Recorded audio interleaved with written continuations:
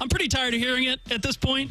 Like, either do it, don't do it, tell us you're retiring, don't tell us you're retiring. Do something other than just keep saying, oh, well, you know, it's winding down here. We know it's winding down. We can see your age. You don't have to keep telling us. Either retire or announce your retirement or don't. But don't keep stretching it out for like, oh, maybe 1 to 2, 2 to 3, who knows? Did I miss something, or is this just triggered off of the Shams report? Shams. Okay, because LeBron didn't actually say anything. Okay. So you're saying that's that just coming LeBron from James nowhere? said it, his camp let it be known, and we're putting it out with that part of it. We're amplifying it. Yeah, I mean, come on. I mean, listen, LeBron James can kind of do what he wants. He's coming off of having 3 straight triple-doubles. He's averaging 24, 9, and 8. That's nuts. And he's damn near 40 years old. That's crazy. He can take his time as far as I'm concerned. Me too. He's played so many minutes and played so hard that the Sixers are going to have guys sit out in his honor now. That's what they're going to actually do. The final boss, Joe Fortenbaugh, next.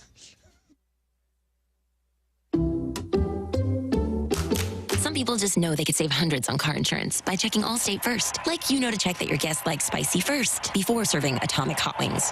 Who's hungry? Oh, my God. What are these? You don't like them? Yeah, checking first is smart. So check Allstate first for a quote that could save you hundreds. Water. You're in good hands with Allstate. Savings vary. Subject to terms, conditions, and availability. Allstate Fire and Casualty Insurance Company and Affiliates, Northbrook, Illinois. Attention football fans, the season's heating up, and that means it's time for jaw-dropping plays, spectacular touchdowns, and memories that'll last a lifetime. So if you're looking to grab the best seats for all the excitement, Vivid Seats is your go-to playmaker. With an incredible selection of tickets and a game-changing rewards program, Vivid Seats is your ticket to every thrilling moment. Don't miss out. Experience it live with Vivid Seats, the official ticketing partner of ESPN.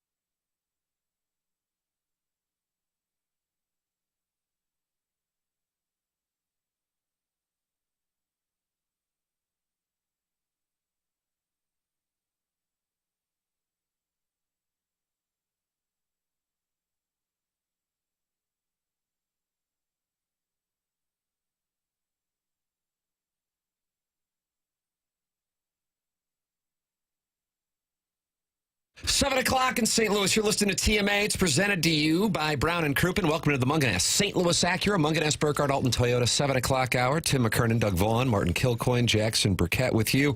And Chairman Kurt is standing by to take all of your phone calls on the Collier and Thompson phone lines. The number 314-974-0101.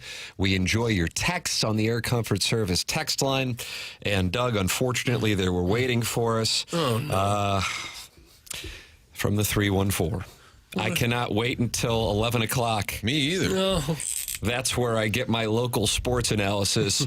F the dossier and all of that silly S. Oh. And that is how the program gets underway today. That was sent at 6:58.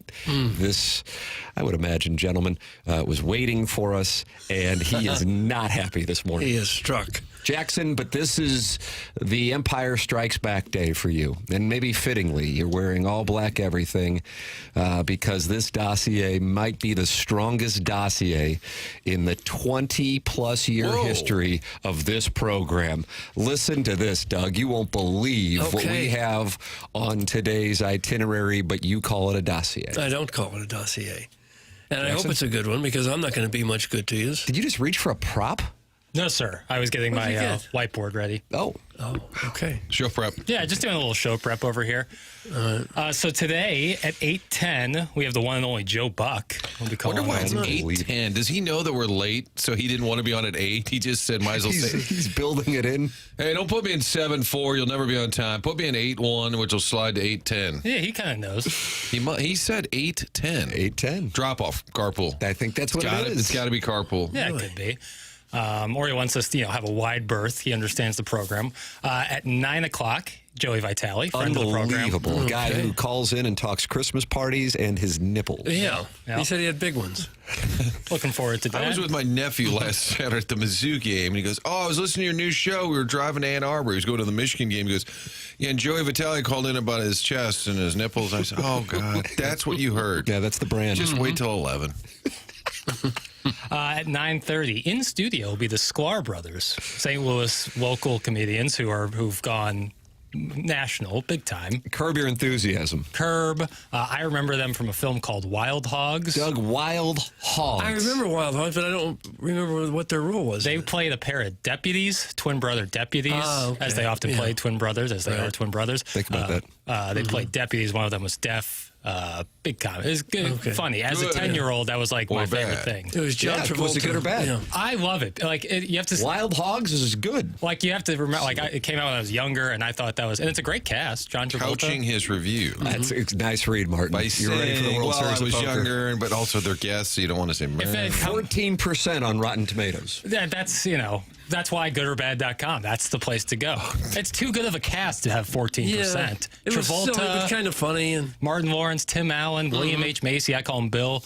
The Sklar Brothers. Oh, they were on the motorcycle. Now it's all coming back to kind of fun. All right. Ray Liotta. Ray Liotta, the great Ray Liotta. And then at 10:15, the Colonel Gabriel P. DeArman. Unbelievable, Doug. Let's get you ready for South Carolina. Shane Beamer does not like Eli Drinkwitz. Okay. Let's see if he tries to run it up on the Fighting Tigers. Whoa, I haven't you're seen anybody assuming they'll win? I haven't seen anybody taking Missouri just yet. Chairman Kurt, I assume you're taking Missouri.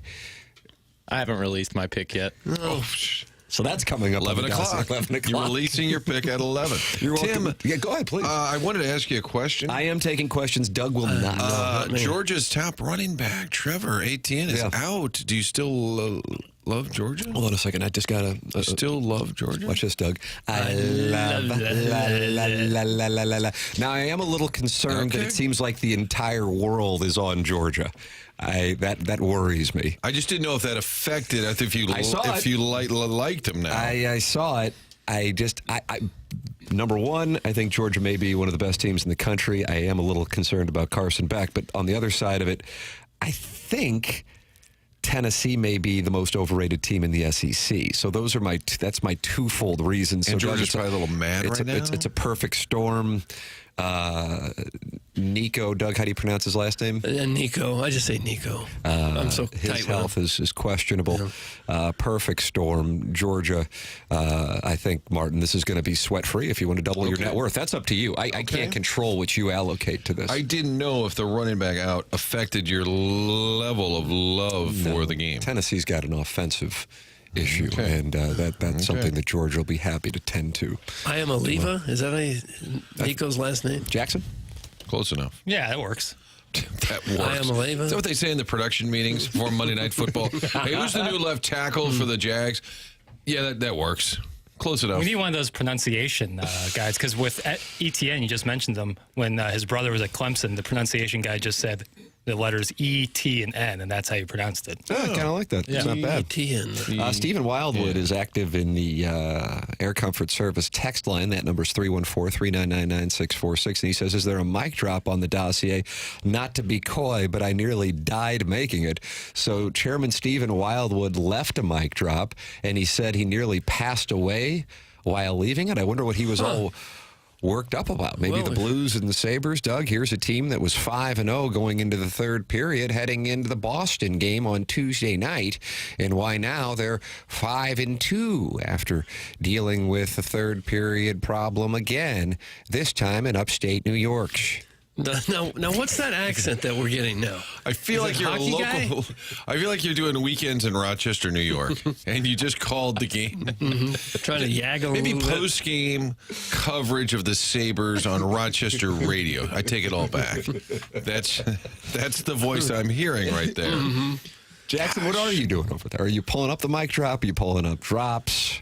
More drops. I'll get to the mic. I got to listen to the mic drop first. Doug. Well, you have to. You don't trust him for not swearing? I would, but there's been instances where I have to screen his mic drops. But he did text in to us yesterday that he left one. Yeah, a text last night. Had it been more higher up on my priority list, just being honest here, like I like Stephen Wildwood a lot. Sure, but him texting me last night and then me forgetting this morning is totally like on brand. But you'll play spitting chicklets saying the F word without editing it. That's okay.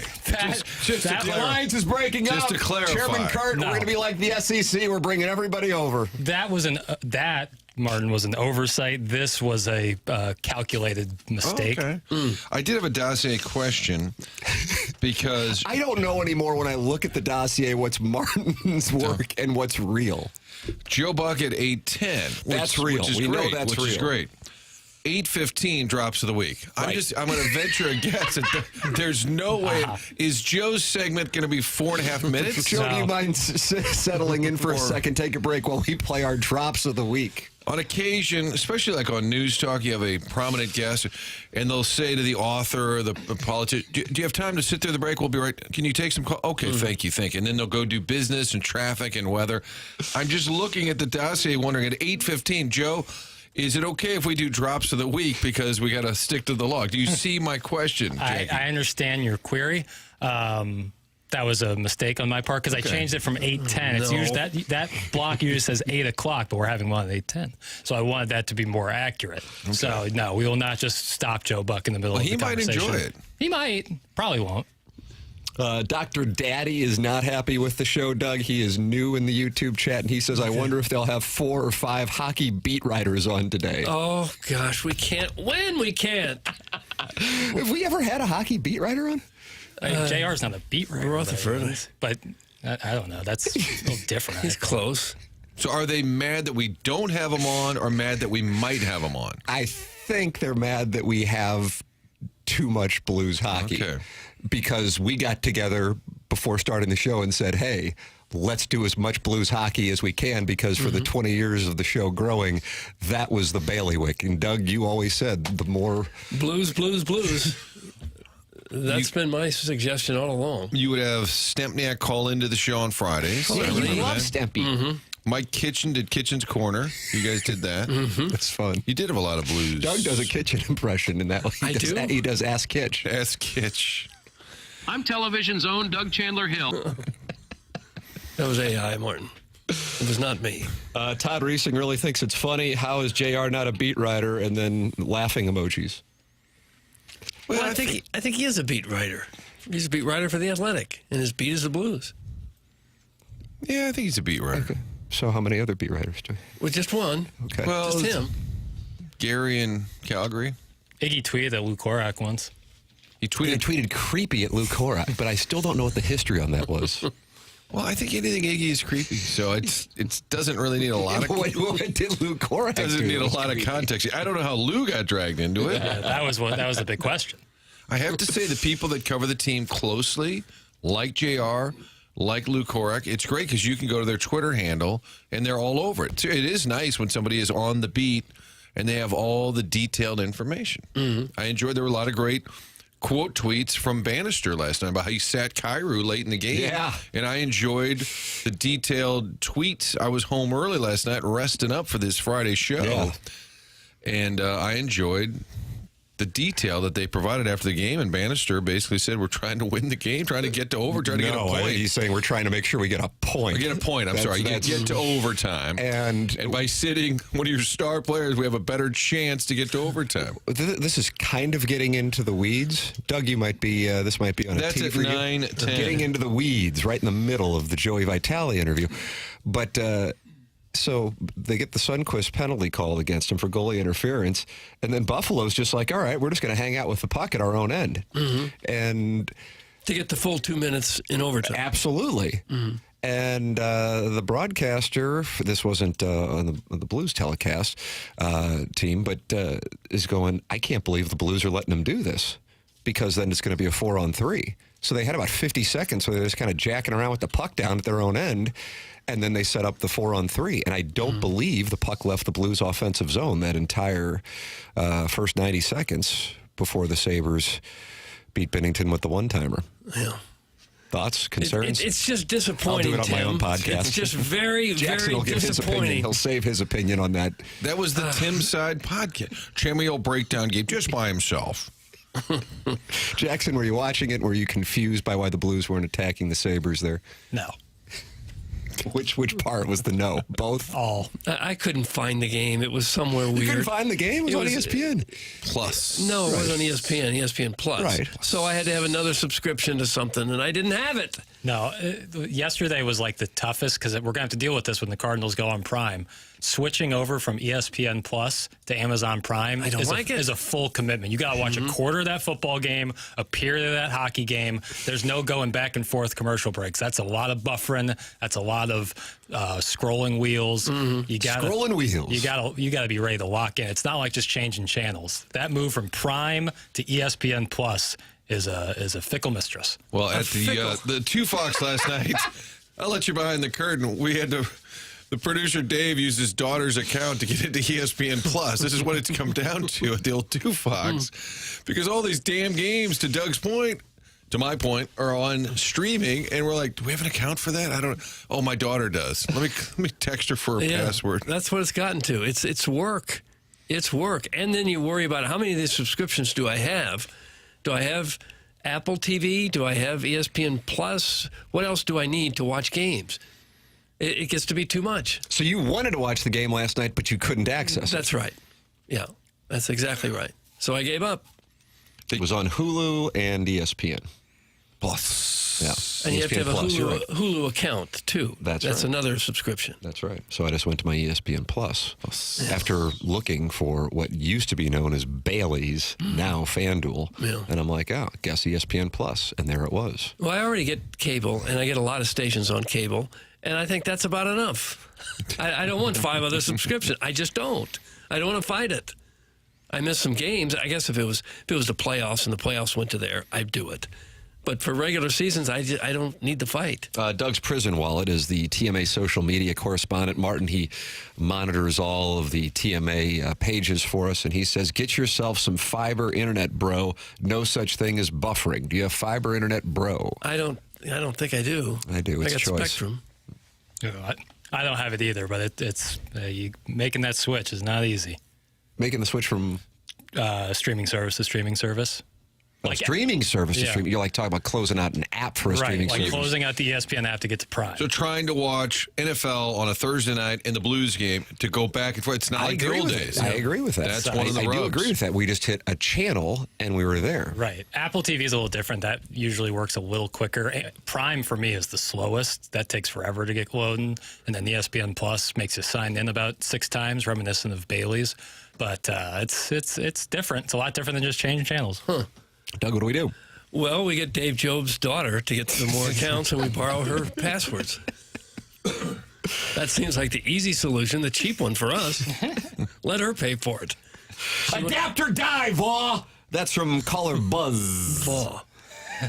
Yeah, well, I know I'm going to have to at some point. At some point, I guess I'll have to cut the cord if they're going to put so many games on other places. But I just don't watch enough TV, I guess, to justify all these different subscription services. I would love to know how many Blues fans on a typical night watch the Midwest game, whether it's 50,000, 70,000, whatever that number is, and then it goes to ESPN Plus. How many people say, "Oh, I don't have it," or "I'm not even going to bother"? Does it drop off significantly? I bet it does. Oh, I'm sure it does, yeah. And also for the caliber of the operation at this particular moment. I mean, I think it kind of speaks volumes that they're like, let's get Sundquist out there for a double shift, not put Kyra out there and try to win it to make sure he doesn't give the puck away on it's kind of becoming a Thursday night tradition, kind of like the Cosby Show. And must-see TV? Must-see TV. That's right, Martin. Friends. And we'll put Sundquist out there. Then he gets the goalie interference. And then as opposed to trying to get some of that power play knocked off before overtime, just go, we'll let them mess around with the puck down there on the off chance that we would make a mistake and we don't pick up a point. That's where things are. And they talked to Sada after the game, and he's like, yeah, we got a point, and it's a step in the right direction considering we haven't been getting them. So there's the State of the Union, Doug, on November 15th. And fortunately, there's 5 months to turn it around. Well, you just don't see much hope at this point, do you? No. You just don't see. You don't see 2 or 3 young guys just ready to blossom into stars that can take the team on their back and change things. Maybe they're there and we're just missing it. But right now, it doesn't look too promising. Why do you hate 39-year-old Ryan Suter getting 30-plus minutes? I don't hate him or his minutes. I don't hate anyone. Parayko also getting 30-plus minutes. I guess you have to. Yeah, they do, because they had injury after injury after injury after injury. And JR deep teased it. Martin, you love him. Leo Loof, third-round pick from 2020, might be making his NHL debut out of necessity because the Blues were hit hard with injuries last night, and that's why Suter and Parayko logged so many minutes. So that POJ went down. Yeah, POJ. Pierre Oliver, you can't call him Pierre, it has to be POJ. He's now out. And then Perunovic got hurt late as well. Doug loves Foxa because he liked the sand. He's got a lot of sandpaper in his game, Timmy. Suter played 33 minutes and 6 seconds. And I don't remember ever seeing that number on a Blues defenseman. Do you? I mean, there were times the last time it happened was, I believe, sometime early in 2021 with Justin Falk. Oh, yeah. Now, Pronger and McKinnis used to have all kinds of ridiculous minutes together. There were times they would never leave the ice. They'd have 60 minutes of ice time after the game. So that's contributing to it, along with no Robert Thomas, no Broberg. Friend of the show. And you already have one of your toughest road trips here with going to Boston and Carolina this week, and noon tilt, Doug, tomorrow. Yeah. Setting you up to watch the Bruins and Blues, and then the Tigers and Gamecocks. And then you can love what you see between the hedges. Something like 51-3, I think, is the final between Georgia and Tennessee. Oh, gosh, no. 51-3, I think, is what they're saying it's going to be. I don't know. You know, the old opening cutaway on TV, you have to start with the coach every highlight. We had Drew Bannister last night. Opening cutaway. The game hasn't even started. He's got a notepad. He's writing notes. I thought he's already concerned. He saw something in the skate. He had his little notepad out. The game hadn't started. He was scribbling notes. I think I'm going to be down to 4 defensemen. I think he had a dossier. He was going through a dossier. Mark Hanna sponsors Jeremy Rutherford. He is on the program on Wednesdays and takes 2-part questions, and he is a longtime sponsor of TMA. He's online at evergreenstl.com. That's That's Mark Hanna with Evergreen Wealth Strategies. If you do not have a financial advisor, I cannot give you more counsel here on something that I look back on in my 20s and say, man, what a mistake. I just didn't have anybody. And if I could go back, that is one thing I would absolutely have done differently. I also would have stayed on Propecia, but Propecia not currently it's a different sponsor. Advertiser. I think they're going to sponsor the email of the day. But I would recommend Mark Hanna. He's online at 314-889-0503 or go online at evergreenstl.com. He's a wonderful gentleman, and he is not just going to give you a one-size-fits-all plan. He is going to listen to your goals, where you are in life, and what you are looking to do, and then it's customized for you. He is a life Sherpa. He is online at evergreenstl.com, or call him, and you'll feel better after you get off the phone with him. 314-889-0503, or go online at evergreenstl.com. It's Mark Hanna, Evergreen Wealth Strategies. Jackson, this is your day. The dossier strikes back. Joe Buck, 8 o'clock, no, 8:10. Joey Vitali, 9 o'clock. Yep. The Sklar Brothers in studio talking wild hogs. Gabe DeArman also talking wild hogs as we relive the magic of an incredible win last night for Missouri basketball, playing the 364th ranked team out of 364 in college basketball. Is that right? That's correct. They're the worst. Yeah. Okay. And they were able to beat them, matter of fact. Yep. It took their measures, what they did. Yep. I think they had 17 points at the half. If I'm not mistaken. Mississippi Valley State. I think. Is that right? 51 to 19 at the break. We'll talk Missouri and South Carolina mainly. Jackson might have some questions about Dennis Gates' rotation because he's on a mission to get it down to 8 players. Did he do a 5-5 substitution at the first break? Did you notice that? Line shift? Yeah, I think it was kind of like 8th grade basketball. He just... You 5. All right. Matt at St. Gabriel's, the same 5 play the whole time, and then we hang banners. Send your emails in for the Design, Air, Heating, and Cooling email today, the morning after at InsideSTL.com. This is TMA, and it's presented to you by Brown and Crouppen on 101 ESPN.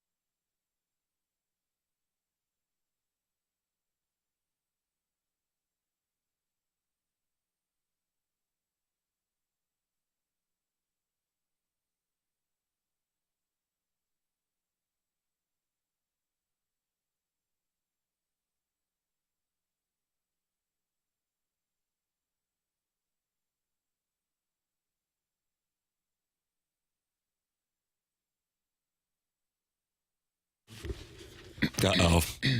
I just asked if we had the mic drop, and Jackson and Martin looked disappointed. I can't. I mean, maybe this stuff should have stayed inside the room, Doug. I don't know. But, no, it beats me.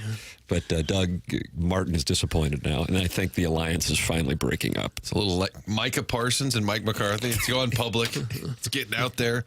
Oh, I love Jackie. Can I give a texture of the day award early? There's a lot of choices. I'm not happy about the layoffs, but I cannot not. It's a double negative. Can't not like you guys. You're all down to earth. Oh, Somebody wow. sent that. I don't think I've ever been described as such. I mean, I'm as arrogant as it gets. Yeah, I don't think it's accurate, but I'm going to take the win. Right, that's a nice W. Oh, wow, and there it is. We're giving that the text of the day. All right. That was at 7:02. Okay. Thank you, 636. 636. This dude is a tiger, right? The Mizzou logo in the background is crazy, LOL. Doug, that's Gary Pinkel's cell phone etiquette texting in regarding Tommy Castellanos' exit speech on Instagram leaving Boston College. And he is saying that means he is going to come in and be the Missouri quarterback next year. I will short that play. If anybody wants any action, I am taking action. There is no way a guy, again, my size, who can't really throw is going to be Missouri starting quarterback. You wouldn't think. No. So he was fun to watch run around for Boston College, but I do not believe he will be Missouri's quarterback next year. But maybe I'm wrong. Maybe I'm wrong. Might be an effective backup for somebody. If you can't throw, but you can run around and cause some problems if in a pinch. I would imagine Missouri's going hard into the portal for the starting quarterback next year. That would be my guess. Chairman Kurt, anything new on Brady Cook? You have been our correspondent on this. This guy's got insight. He's got deep, deep pipelines into Columbia, Missouri, and the football offices. No news to report, but I'm still fading him to play. Okay. And the number is now 13.5. 13.5, which was the opening spread when Missouri went to Alabama before the Brady Cook question regarding his health moved the spread up to around 17 at kickoff. You're anticipating a good game. I kind of think they're going to play well. Nice. Fight Tiger. I think that I'll get burned by that because I thought they'd play well in Bama. I thought they'd at least play a game. They were hanging around them. Yeah, they first was quarter defensively. That's true. Once Pine came in, I'm like, oh boy. But to Pine's credit, fourth quarter last week, fight Tiger. Jackson, you got to bet $1,000, which I know is nothing to you. But let's say you got to bet $1,000. You either give the 13.5 with the Gamecocks, or you get the 13.5 and you say fight Tiger. Where are you going? I will be going with the Tigers. Fight Tiger. Drink has Beamer's number. I mean, they've played a lot of their best games have been played against South Carolina, or really good performances against South Carolina. I know it's different year to year, but there's something in me that has, sometimes you get a feeling, and they've had South Carolina's number, so I'm going Tigers. Tim, to my point, I think they'll play well, but I think South Carolina will cover. Maybe a late touchdown. I think Mizzou will play a good game. And even if they're down by 14, it'll all be part of the plan. So I'm not worried. Now that I know at halftime. The plan is to be down by 14? Well, it's all part of the plan. So I think they'll play well, but maybe a late touchdown seals the spread. That's what I'm going with. I don't know. We've watched how many games now? 9. Have they played a good game yet? Have they played one game where Murray you go, wow, State, this is a good team? Buffalo. Yeah. You got to trust your eyes at some point. And when they play good teams, they just get run off the best field. The passing game has looked against an SEC opponent, or if you want to include Boston College, was the fourth quarter against Oklahoma. Is stunning as that is, which is why I say the ceiling for Missouri's offense, I think, is higher with that guy, Drew Pine, fourth quarter Drew Pine, versus beat up Brady Cook. So. And you never thought you'd say that a week ago. No, God, when I saw Pine thrown around against Auburn or Alabama, hell no. Or even in the first half last week. I don't know what this means, Martin, but I've got a new submission for text of the day. It's from the 314. Y'all wokies got bitch smacked last week, didn't you? And then he has a laughing emoji. Y'all wokies. Y'all wokies got bitch smacked last week, didn't you? And then a laughing emoji. Who is our text interpreter here on the program? I don't know. Chairman Kurt is. I think I might be able to take that. Ladies and gentlemen, this is Chairman Kurt. Did that come in the last couple minutes? 7:26, and your Clarkson Jewelers time check 7:28. I think that might be poking a little fun at the picks from last week's Pick 6 segment. But why would that be woke? Oh, I think that word just gets thrown around all willy-nilly. See. All right, well, I don't get it. Doug, what's the origin of Willy? What about willy-nilly? The origin of willy-nilly? I don't have it. I don't have that for Jackson you. gave me one yesterday. Myers, do you hear Chuckles Marlowe right there? Jackson used pish posh yesterday, and I really enjoyed it. That sounded like something you'd hear at like Bush's Grove and what, pish posh? Yeah. I thought that was like a normal thing. I can't see. Of course you do. You went to Horton Watkins. Yeah. They're out of caviar. Oh, how pish posh. I think we'll try and trade Arenado. Willy-nilly comes from the obsolete phrase, will I, nil I, or I am willing, I am unwilling. It's like whether one likes it or not. That's what it says it is. Willy Nilly. Larry Thornton is our Mizzou insider along with Chairman Kurt, and he says, I think it takes South Carolina. Mizzou isn't very good, and them damn Gamecocks will want to run it up on Drink if they can. That's Larry Thornton. Yeah, I would go with that. My sense is you will have a really good idea if Missouri's got a chance within the first couple of possessions. That's what I think you're going to. That's where I am. I think this is a live bet special. I'm going to go 30-13.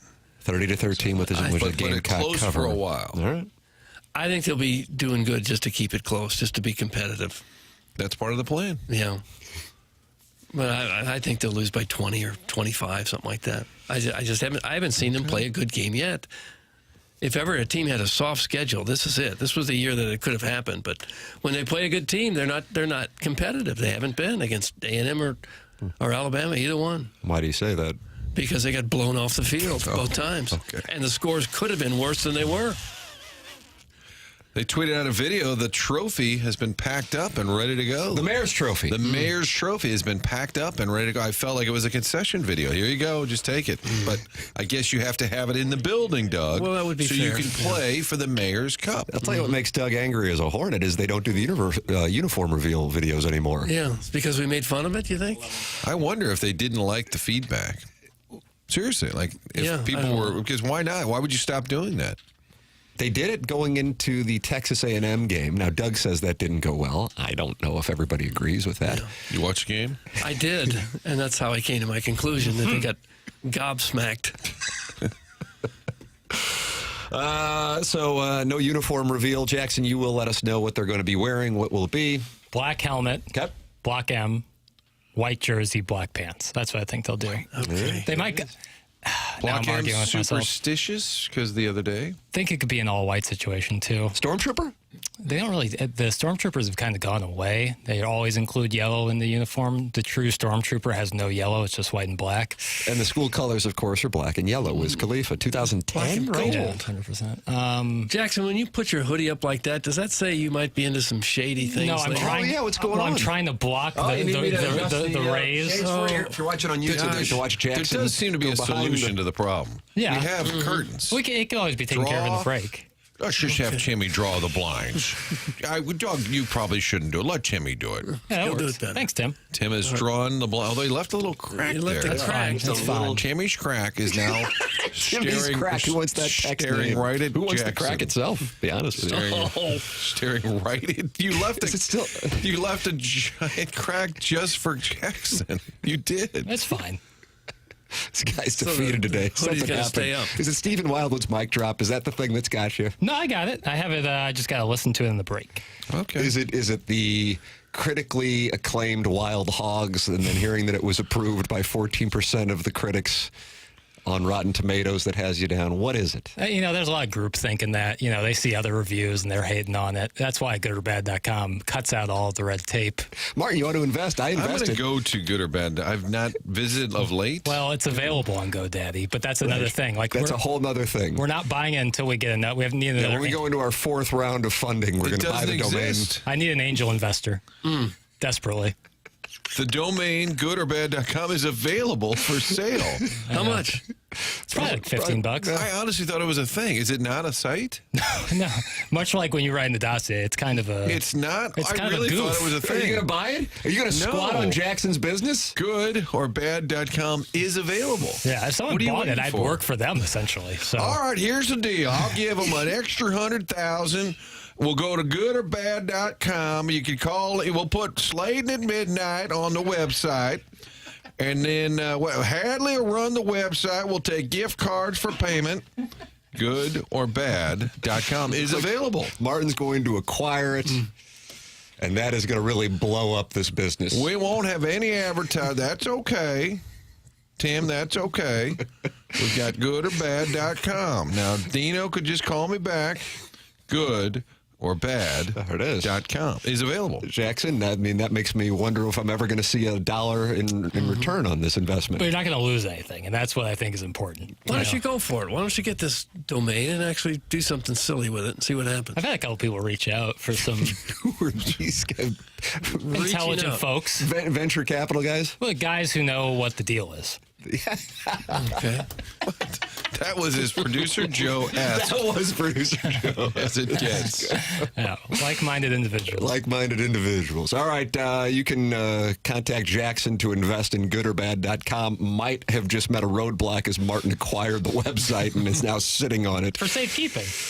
It's like when we started up Sound Story, and I went to acquire soundstory.com, somebody had already bought it. Not because we had started the business yet, but because, they just buy names that they think might turn into businesses. And I reached out to the owner, and they said they'd sell it to me for $15,000. Oh, that's a good deal. Oh, gosh. So we went with mysoundstory.com. Yeah, I have contingency plans. Oh, wow. I won't share them. Yeah, because then these listeners would go buy them. I have contingency All plans. right. I remember Jackie's reading good or stories bad? when the internet first became a big deal. Guys got NFL.com and MLB.com and NBA.com, sold it for quite a bit. Is that right? Yeah. I think the Rams ran to this and they moved to L.A. because they were Rams NFL. There's no like Rams, L.A. Rams. 95, there wasn't an LA Rams. Well, I think there was, but I don't think people had the Twitter handle. That's what I'm saying. Oh, the Twitter handle. Not the website. Got it. All right.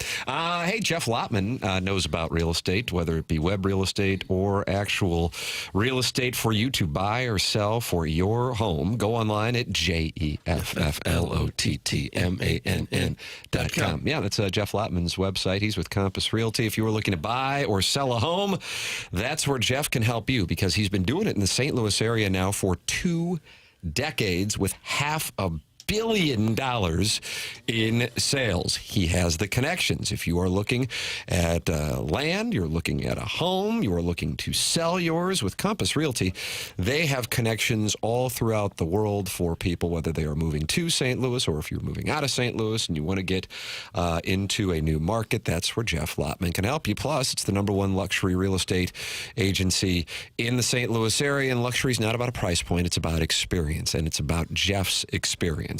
No upfront costs if you want to go with Compass Concierge, which allows you to take your home buying or selling experience to the next level, whether you're preparing to sell or want to enhance your new space. Compass Concierge has you covered. No upfront cost. Need fresh paint, new carpet, light renovations, home staging.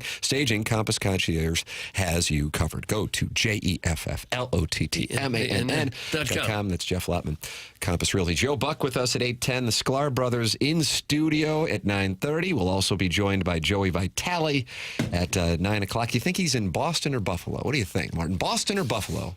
I think they're in Boston. I think that's right. For a day game tomorrow? Get there. No reason to stick around Buffalo. I think that's an hour flight at the most. Buffalo to Boston? Yeah, at the most. So we'll talk it over with Joey Vitali, and then the Colonel, Gabe DeArman, will be with us. And Doug will ask him about the uniforms, and Gabe will get irritated. Okay. That's something that will happen at 10:15. Design, Air, Heating, and Cooling email today. Send yours in the morning after at InsideSTL.com. This is TMA, and it's presented to you by Brown and Crouppen on 101 ESPN and the 101 ESPN and TMA STL YouTube channels.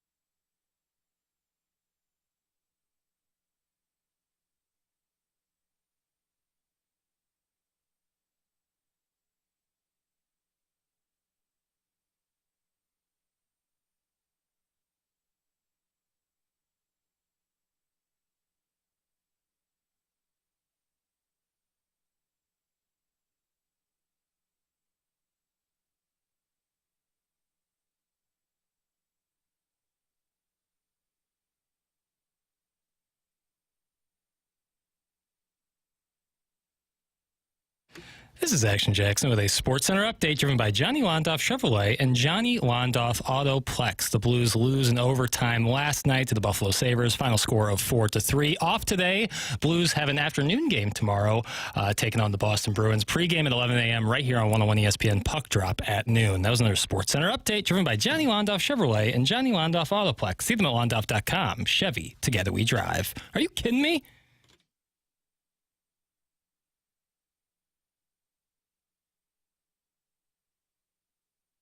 It's TMA 101 ESPN shows presented to you by Brown and Crouppen. The 7 o'clock hour brought to you by Munganess, St. Louis Acura, Munganess, Burkhardt, Alton Toyota. You're going to stick around because we have Joe Buck at 8:10.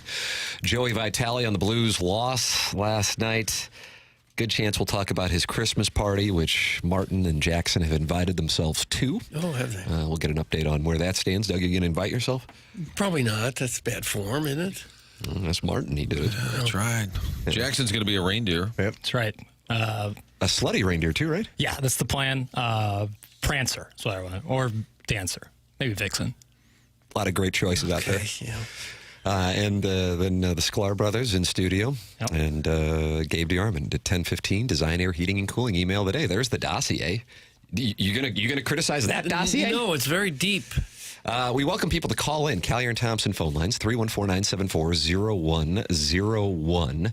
And that is how you can get involved on the show. Chairman Kurt takes the calls. You can also just leave a mic drop via the Schaefer Door Company 101 ESPN app. Schaefer Door Company is online at schaeferdoor.com. That's Jason Gosrow, and he's a wonderful gentleman. He'll take great care of you. And it looks like our Milagro Tequila Listener of the Year, Chairman Steve in Wildwood, has left a mic drop, Jackson, and you've had a chance to review this, and this has gotten your okay? Yeah, it's good to go. All right, Doug, here you go. Okay, hit the lever pail. I mean, it's a new show. I'll give it a shot. A little different than what I'm used to. Stop it! Oh. McKernan! I liked you better when the old man would ramble on and all you did was return emails, Google porn stars, and not talk so much. What's going on in there? The Cardinals suck. The Blues suck. Mizzou can't win a big game, and we're getting updates about the damn NBA. Pale! It was funny the first 500 times you did that. Now stop it! It's fading. Hi, Doug. How are you? And Martin, why don't you do a live shot in the middle of Broadway on a Sunday night when the Dodge Chargers are racing up and down the street? I've had enough of you and your phony little imitations. Oh. You think you're so damn funny? Give Mandy Murphy my best. Tired of it! Oh, wow. Gosh. So many different emotions in one mic drop. Yeah. So is it an alternating personality, or is it two people?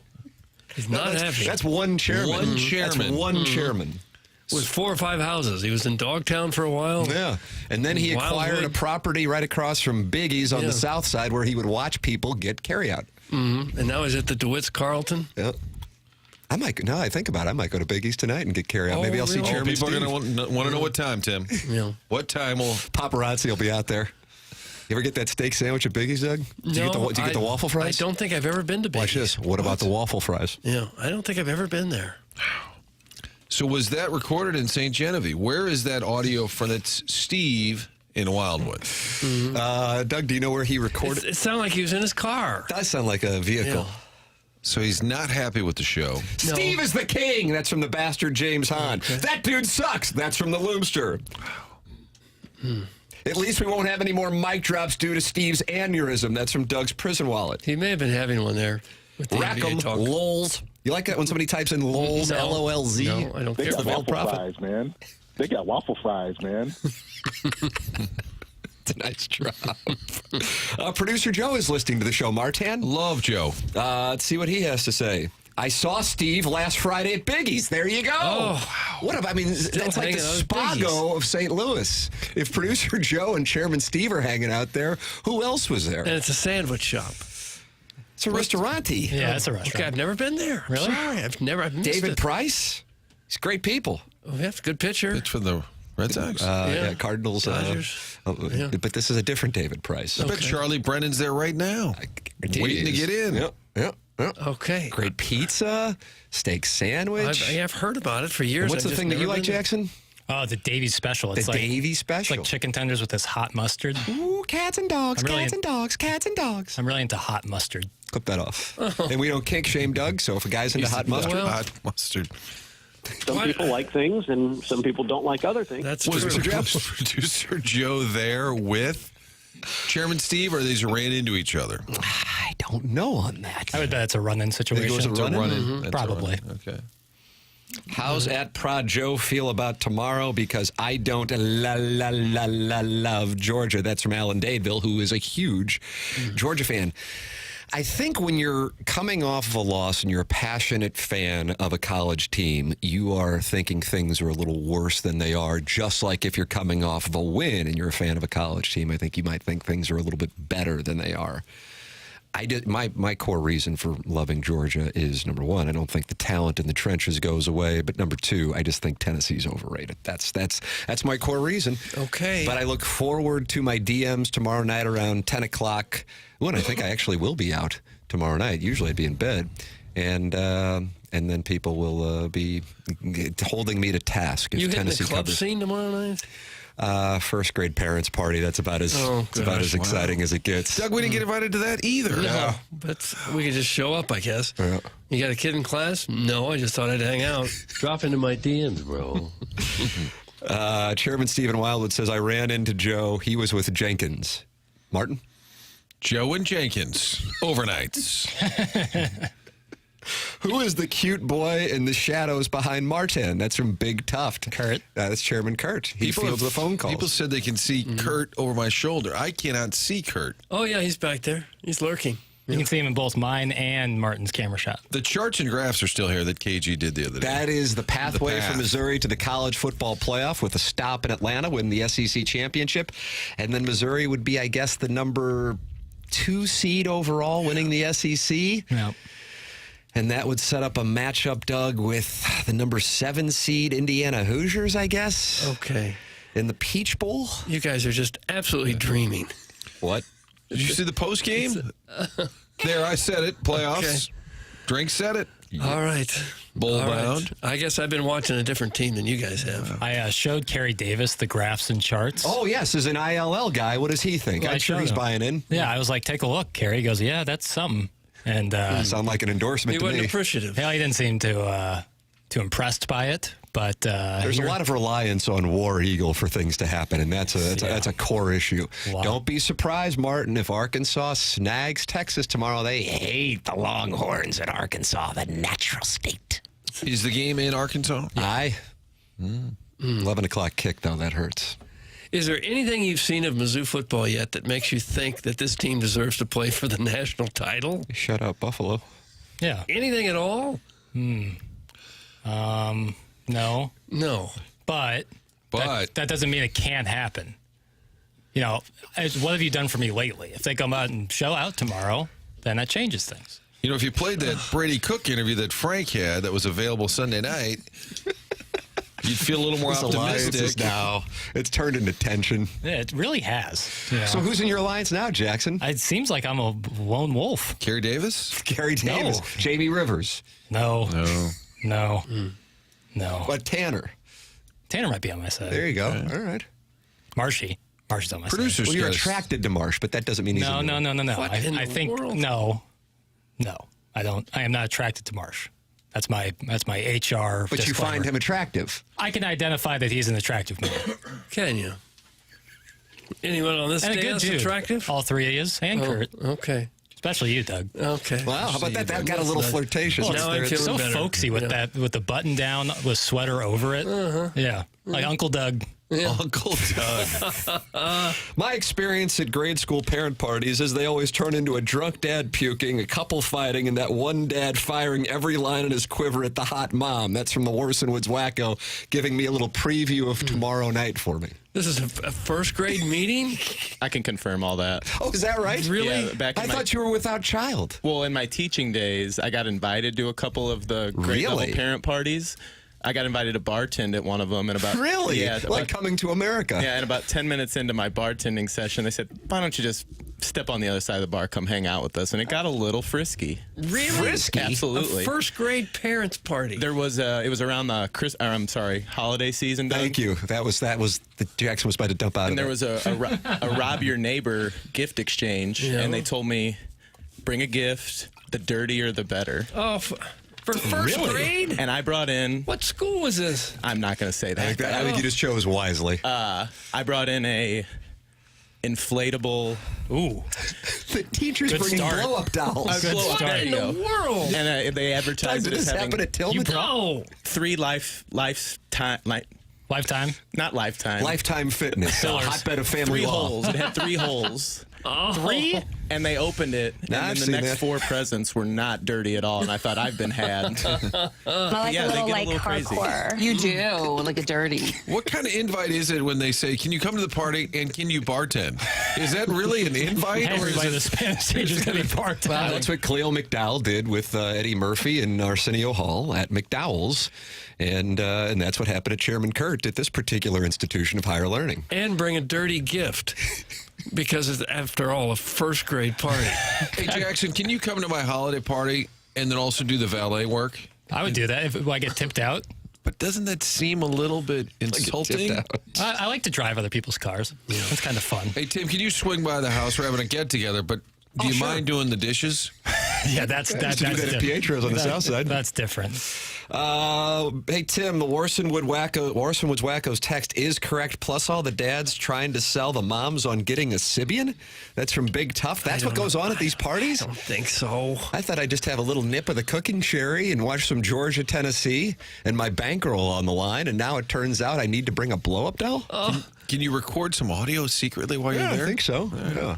And the principals of the school think this is a good idea? I don't believe that the principal, I think it's the parents. I don't think teachers are there. Oh, Chairman Kurt okay. notwithstanding. No. It's not Are an you doing official squats? school event. Me? No, I'm just sitting. No. Oh. Chairman Kurt. I looked back and he started doing squats. What's the question? You were doing squats. I was making an important call. I was just going down to the lower level to do so. Why? What the hell's going on? Chairman's indisposed. I don't know what that means. What does this mean? So Doug? we can't hear you as well? I'm trying to block out the audio? Yeah. What was the question? Are you going private with a caller? Let my boy lock in. I think he's on Seattle radio. He's doing Mitch in the Morning with Joe. 7:52 in St. Louis. Time check brought to you by Clarkson Jewelers. Joe Buck going to join us at 8:10, and Martin has to ask him about Indiana football and Tony La Russa's voice. Those were Joe's guidelines. I don't really know what he's expecting, and I don't really know what that's going to sound like, but that's what he has requested. Then we're going to interrupt the conversation with Joe 4 minutes in to play our drops of the week. Joe may or may not stick around. And then we'll have Joey Vitali at 9 o'clock. The Sklar Brothers in studio at 9:30. Gabe DeArman at 10:15. Design, Air, Heating, and Cooling email of the day. You can watch the program at youtube.com/TMASTL and interact in the chat, or you can go to the 101 ESPN chat. Chairman Kurt says the 101 ESPN chat is Cottleville and the TMASTL chat is Webster Groves. You pick your jurisdiction. Okay. That's up to you, but you can watch the program. Ladies and gentlemen, this is the Munganess St. Louis Acura, Munganess Burkhardt Alton Toyota. 7 o'clock hour on the Morning After, presented to you by Brown and Crouppen on 101 ESPN.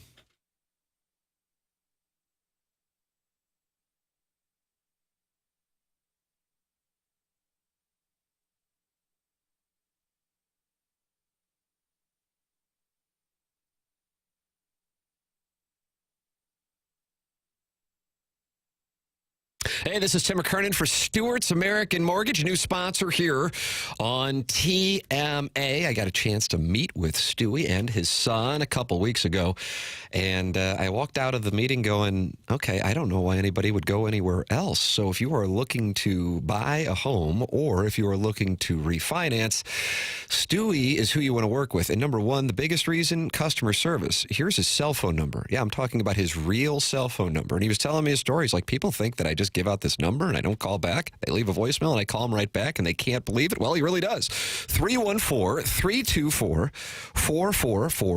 314-324-4440. The mortgage industry continues to fluctuate. There's not a doubt that the remainder of 2024, it's going to be quite interesting when it comes to rates. If you're looking at buying or selling a home, or if you are looking to refinance, Stewie has the knowledge and he will provide you with the best customer experience. Simply call his cell phone at 314-324-4440. And I know you're going to have an honest, educational, and fun conversation with Stewie. He'll be able to fill you in on the bagel loan, which is all about no fees and no closing costs. Plus, he can get you closed in 10 to 15 days. Stewie is all about the customer and making sure you are taken care of. Your home is the biggest investment you make in your life. Take the time and talk to Stewie from Stewart's American Mortgage. Call him on his cell phone at 314-324-4440, or you can Google the bagel loan.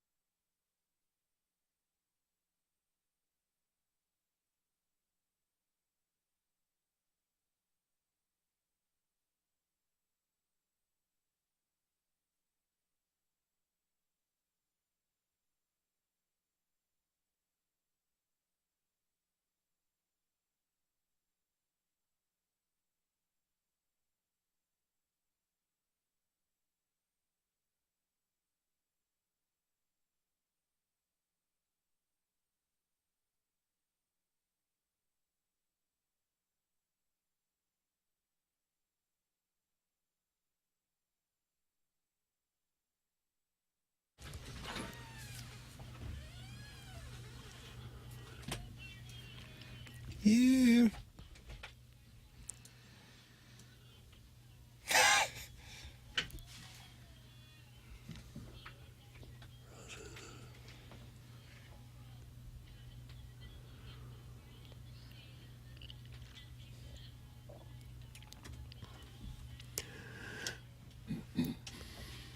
Hot like fire.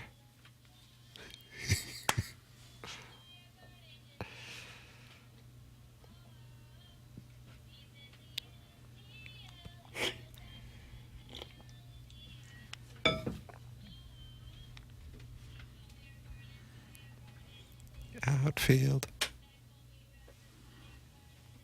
Outfield.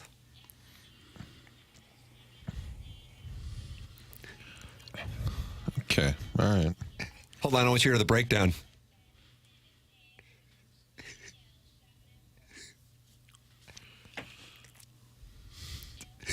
Oh, gosh. It's kind of like she I'm rolling balls again. It's unbelievable. It's kind of like she recorded it with the music playing 25 feet away, and it's just one microphone catching it all. Yeah. Is it a tribute to Rasmus, the whole thing? Sure is. That's correct. Friend of the skipper. Jackson, can you save me a phone call and just let that guy who calls in know who sings this and what it's called? I gotcha. Oh, Steven. Yeah, he might be downloading that one as well. It's TMA. It's presented to you by Brown and Crouppen at 101 ESPN. Tim McKernan, Doug Vaughn, Martin Kilcoyne, Jackson Burkett. That's Chairman Kurt. He mans the Callier and Thompson phone lines. You can email in for the design, air, heating, and cooling email today, or just text it. Be a friend of the feather. 314-399-9646. Joe Buck's going to join us on the Callier and Thompson phone lines at 8:10. Doug, are you going to be watching the Mike Tyson Jake Paul fight tonight? I'm going to try to see it. Yeah. What? Yeah. I was just reading that I didn't realize it was at the Dallas football stadium. They're expecting 100,000 people. How about that? Martin, will you be watching us? I might try and see that. It's on Netflix. That's easy enough. You don't have to buy it separately. It's just part of the Netflix deal. I'm a big Mike Tyson guy. People think he'll get knocked out by this guy. Really? Most people Are there odds on this? There are. What do we got, Chairman? Give me a moment. I saw him this morning. I think Paul's the favorite. Tyson was a slight dog. Mike Tyson's the underdog. I just can't see Mike Tyson getting beat up. I know he's older and that Paul is a legit boxer apparently, but I just feel like Mike Tyson is like the baddest guy on the planet still. He did an interview with whom here? Who is this? Was it like Costas? No, I think probably a 13-year-old girl did like a TikTok interview with the former heavyweight champ, and doesn't matter who's interviewing him, he's going to be Mike Tyson. Oh. Well, in your return to the ring for this fight, you are setting a monumental opportunity for kids my age to see the legend Mike Tyson in the ring for the first time. So after such a successful career, what type of legacy would you like to leave behind when it's all said and done? Well, I don't know. I don't believe in the word legacy. I just think that's another word for ego. Legacy doesn't mean nothing. That's just some word everybody grabbed onto. Someone said that word and everyone grabbed on the word, so now it's used every 5 seconds. It means absolutely nothing to me. I'm just passing through. I'm going to die, and it's going to be over. What a big ego. So I'm going to die. I want people to think that I'm this, I'm great. No, we're nothing. We're just dead. We're dust. We're absolutely nothing. Our legacy is nothing. Thank you so much for sharing that. That is something that I have not heard before someone say that as an answer. Can you really imagine somebody say, I want my legacy to be this way when you're dead? Why do you want somebody, you think somebody really wants to think about you? What's the audacity? I think, I want people to think about me when I'm gone. Who the cares about me? Oh, come on, Iron Mike. My kids, maybe grandkids. Who cares? The best part is thanks for sharing that. He just needs to be clipped off and used as a drop. I mean, it's just... I can insert the drops of the week right now. Wow. He said yesterday that he plans to bring a level of violence to the ring that he was uncomfortable talking to his younger children about. That's what I'm looking forward to. What time do you think the stormy combatants will enter the squared circle? Late, I'm sure. They're using bigger gloves than normal and shorter rounds. Oh, that's what we did with producer Joe's fights. Yeah. If Paul can keep it going for a while, you would think that 58-year-old Mike Tyson would get tired after a couple rounds. You would think. Just avoid getting hit by him for a few rounds, and then Paul will probably win. They're expecting walk-in time of about 10 p.m. Central. Ooh, I'm usually hopped up on pills by then on a Friday night. I would also take later than that. You go over that. That means about 11:30. It's like a Blues playoff puck drop. Go over. What do we have, Chairman Kurt, on these odds? Jake Paul's a favorite at -200. You can get Tyson at +160. Wow, Doug, maybe you want to put a few hundred on that? Well, and then you take that money, and then we enjoy Georgia and Tennessee in our love game tomorrow. Okay. Wouldn't it be kind of sad to see Tyson take a beating? Yes. I just can't see. I mean, even if he loses, I just can't see him getting beat up. He does have the least masculine voice for somebody that's such a badass. And he did lose several fights there at the end of his career when he was much younger. Yeah. Well, I'm getting him at +190 on my high school bookie website. Yeah. It's odd that this is what boxing has become. It's now a celebrity-driven sport. we get a heavyweight championship fight, nobody knows who's in it. UFC kind of dethroned it in terms of combat sports. Yeah. UFC is much more popular And now. they took boxing completely off of free TV, so you never see the guys. You don't know the guys. Yeah, you can barely get any combat sports on free TV. Yeah. This Netflix thing, just having that's kind of unheard of in a way. But way back when, 60s, 70s, 80s, boxing on TV was kind of a big thing on the weekends. So you got to know who the fighters were. And they were among the biggest celebrities. Sugar Ray Leonard, Marvin Hagler, Hitman Hearns. Those guys were household names. And there's the equivalent now in those weight classes. You wouldn't know them if they're sitting right here. No. Do any of us know who the heavyweight champion is? Is it still Tyson Fury? I think. One of the Klitschkos? That used to be one of the biggest names in sports in the world. Yeah. Who the heavyweight champion is, and now you don't even know who they are. That Tyson reply is gold. Truth bombs. The kid learned a good life lesson. That's Sharon in Clayton, who Doug goes to Blues games with, and you look forward to seeing them take on the Wild next Tuesday when they return home. I don't go to the games with her. I've seen her a couple times. She likes the truth bombs. She listens to the show, and she was nice enough to say she listened to the show. Friend of the show, Sharon in Clayton. Joe Buck's a friend of the show, and he is going to be joining the program here in a matter of moments. Mark Milton's a friend of the show, and he's at STLTaxLawyer.com. And he's going to get you out of trouble if you have any issues with the IRS. It happens sometimes. Maybe you don't pay the right amount, and you start to get fined, and then things back up on you. You have unfiled tax returns maybe, or tax liens, bank levies, wage garnishments, anything like that. Maybe you're even facing an IRS criminal investigation, and the godforsaken tax man is coming after you. Well, you got somebody in your corner, and that somebody would be Mark Milton, the STL tax lawyer. Mark started his legal career with the Department of Justice Tax Division in Washington, where he represented the IRS in tax cases throughout the country and even received the DOJ's Outstanding Trial Attorney Award. And now Mark helps individuals and small businesses solve their tax problems. If you have any IRS problems at all, you know who to call, you know who to talk to. That would be Mark Milton at STLTaxLawyer.com. He was just recently named one of the nation's super lawyers. This guy is it. If any kind of tax issue at all, that's the name you need to know, Mark Milton. Remember, the choice of a lawyer is an important decision and should not be based solely on advertisements. Joe Buck joining us on the Collier and Thompson phone lines on the other side of our commercial break. You're listening to TMA. It's presented to you by Brown and Crouppen on 101 ESPN, and you can watch on the TMA, STL, and 101 YouTube channels.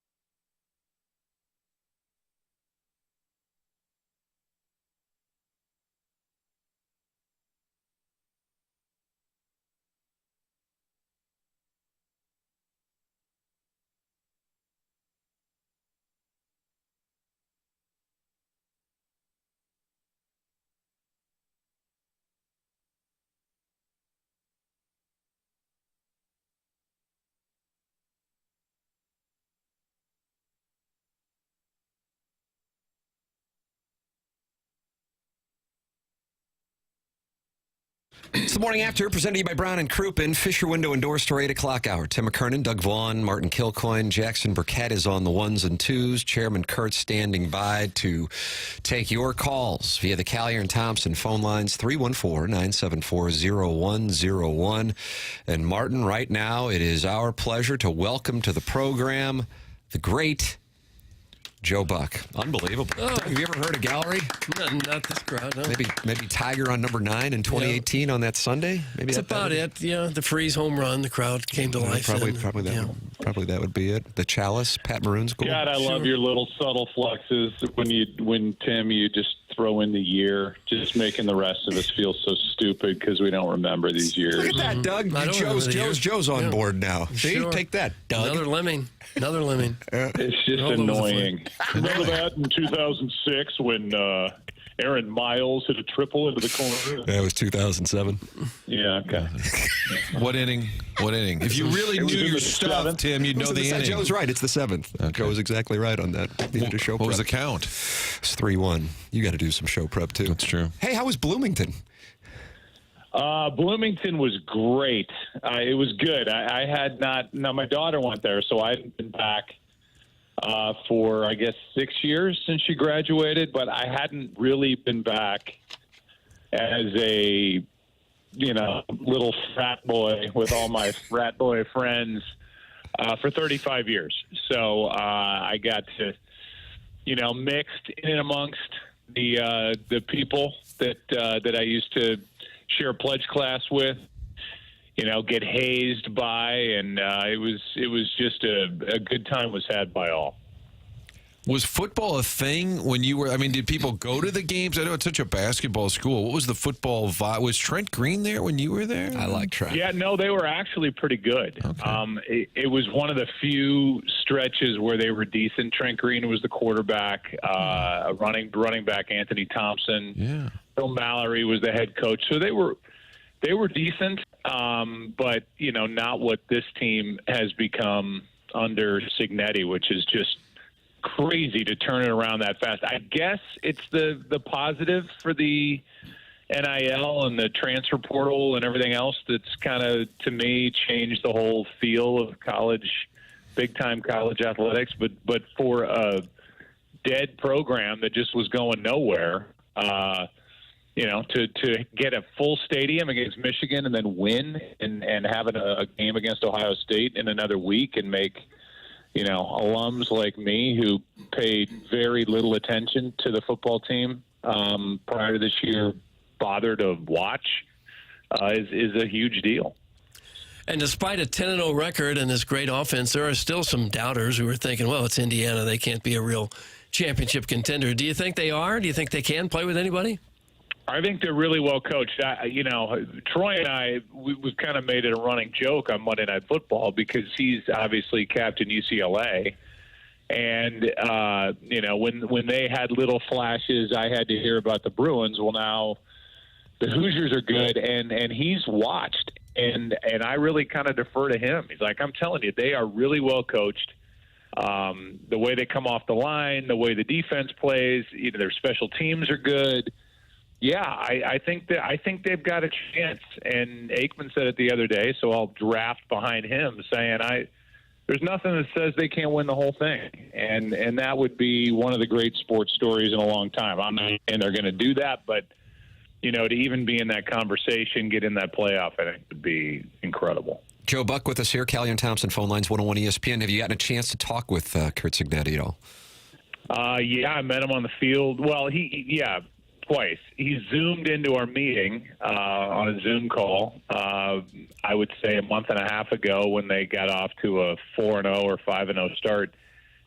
And we'd been talking about him a lot. And he was kind of like a surprise mystery guest for our Monday morning Zoom meeting that we have prior to a game, and talk to him that way.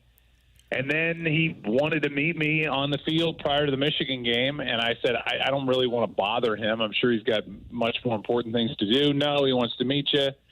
And I went down on the field with my roommate and pledge brother, Robert Minkler, and out to the middle of the field we walked.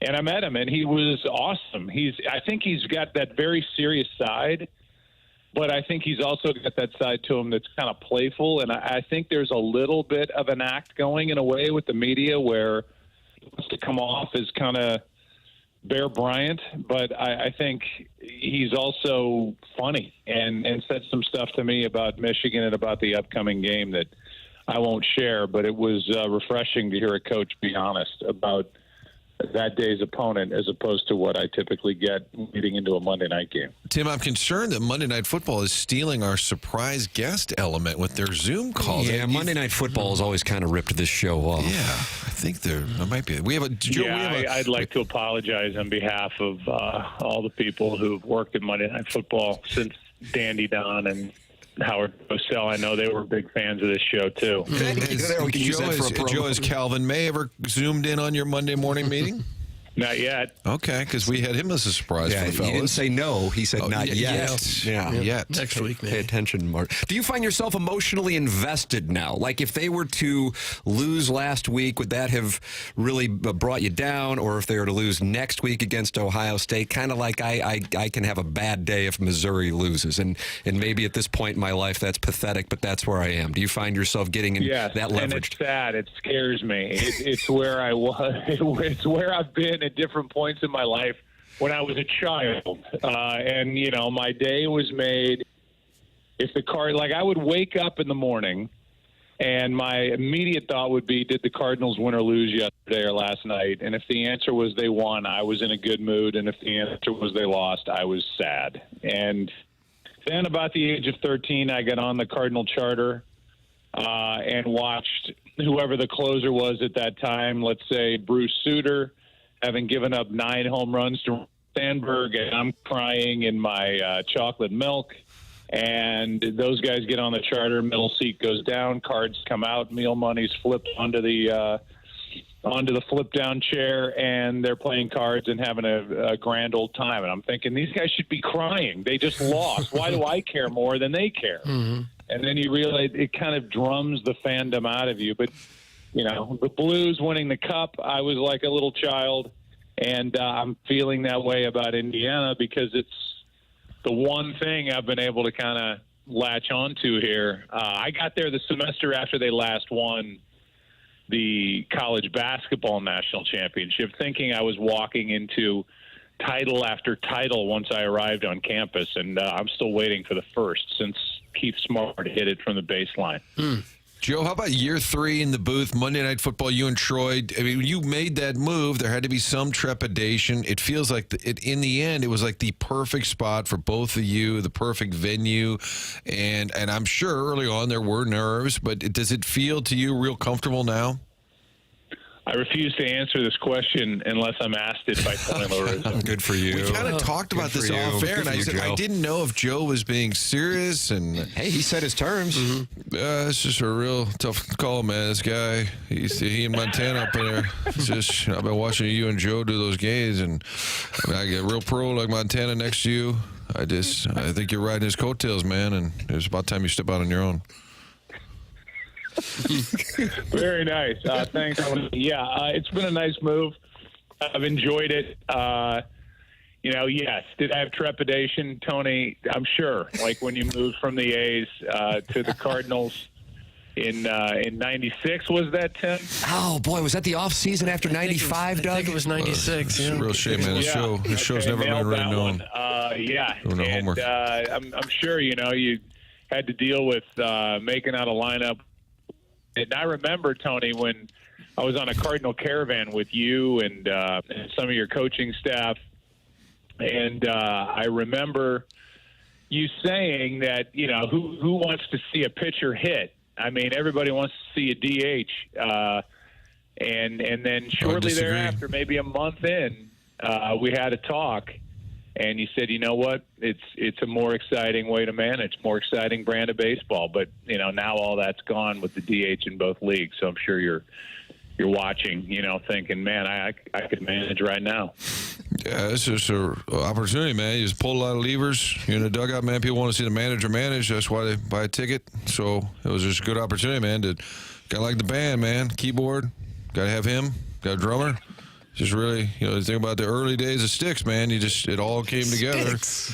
You don't release an album with Babe unless you really, really worked hard as a group. That's the beauty of baseball. Melding into this is like LaRussa Shannon. LaRussa Shannon. LaRussa Shannon. I I'm disagree. having a tough time following it. No, it was all coming together. Like the band was all coming together. Like Robbie Robertson in the band. No, just a band, like Sticks. Oh, a band. So it all came, Joe. It all came together. The whole ensemble. Now I'm getting it. Thank you. It's. I forgot what we were talking about. I did too. Don't you have some drops you want to play for me? Thank you. Yeah, Jackson, you were booked at 8:10, very specific, knowing there was no chance in hell we'd be ready at 8 o'clock. And then Jackson had the drops of the week scheduled at 8:15. And so I guess we were just going to say, hold on a second, Joe, we've got to go to the drops of the week. And I guess that's what we're going to do, Martin. Isn't that great? Yeah. We're gonna do. Yeah, if Jackson's fine. All right, Joe, settle in, enjoy this, and you can also use this on Monday Night Football. Morning after. Drops of the week. Yeah, you guys drop it like a hot dog. It's a wonderful drop. Indeed it is. Flip that off. Flip that off. Flip that off. Flip that off. Flip that off. Did you know when you joined the show that you'd be using your tongue this much? A lot of tongue work recently. It was Dad's weekend at Mizzou, which is unfair to the stepdads. Yeah, I'm really crazy about Oakland funk. Yeah, so if you guys hear a thump, just call over to Siteman's. I'm on the 8th floor and just have them paddle me. I don't know what we're doing here. Doug, you got to get points. Well, points are precious. Now, I don't know the circumstances at all, but they don't matter, and I'm going to tell you why. The online discourse about sports is, honestly, it's pretty terrible. Uncle Moose Knuckle is correct. Welcome to the dry bed. Do they have a stepdad's weekend? Stop kink shaming. That's a bad question. Well, he's just implying that you like to be spanked, and we don't kink shame, so that's... That was going to be our little secret. Cat's out of the bag. That was Drops of the Week. Got to feel good about that. I'm glad Joe got a chance to hear that. This is what we do for a living.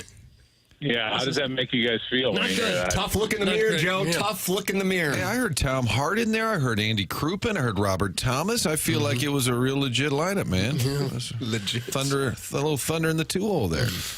Some of it taken out of context, the part about using your tongue and everything. All of it. All of it.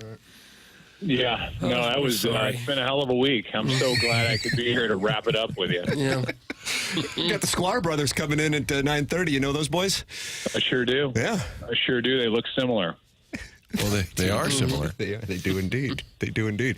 Hey, can I ask you a Cardinal question? Do you mind if I fire one at you? Is Joe taking questions? I don't know if you are taking questions, but I know you're a passionate Cardinal fan. What do you think about all that's doing or really kind of not doing this offseason? Yeah, it's just a weird feeling. It's like they're sitting it out. I don't know. I don't know. I don't know how to feel. I get it on the one hand, and on the other, as just a fan now, it's like, what are we just checking out of the off season? And I don't know. I can't wait to see what this team looks like when they take the field opening day 2025. I mean, I don't know.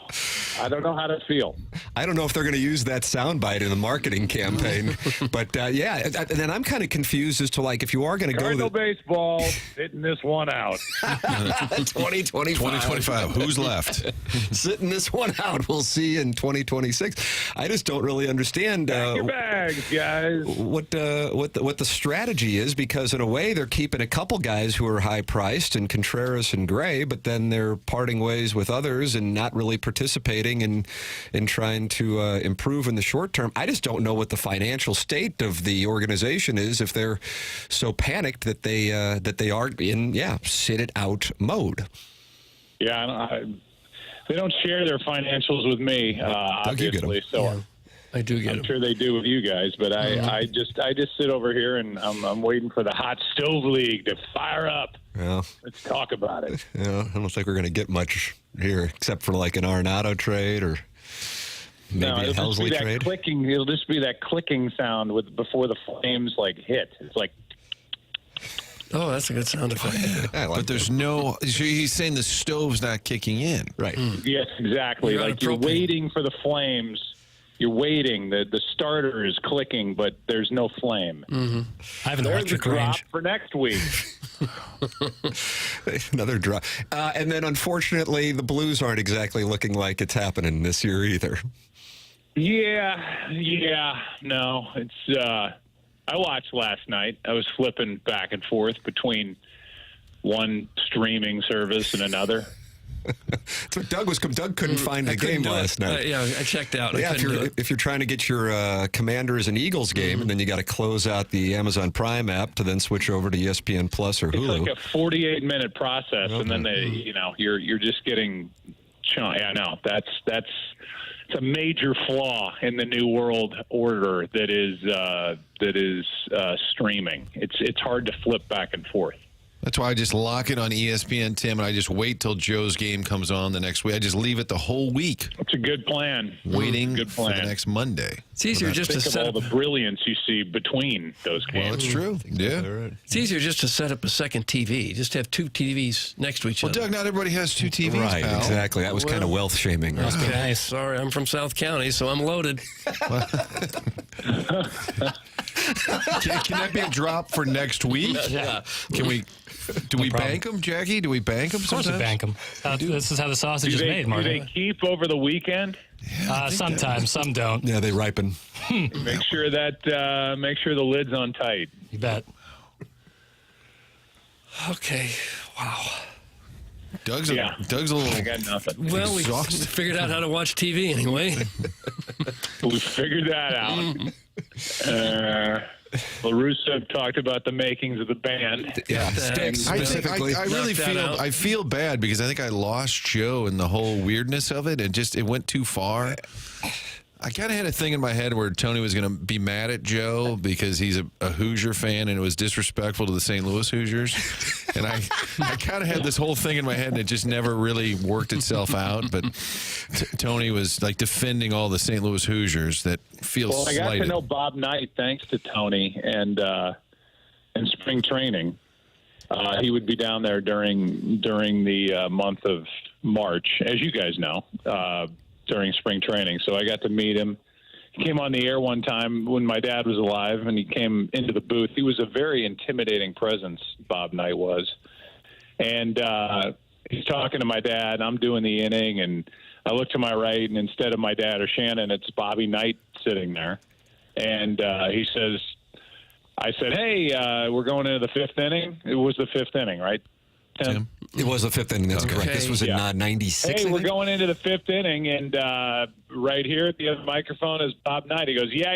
Hey, your dad just told me in the back of the booth that he told you when you got to Indiana you were supposed to come to my office and say hi to me. And did you? And I said, no. And he said, well, why not? And I said, because I was scared of you then, and I'm more scared of you now.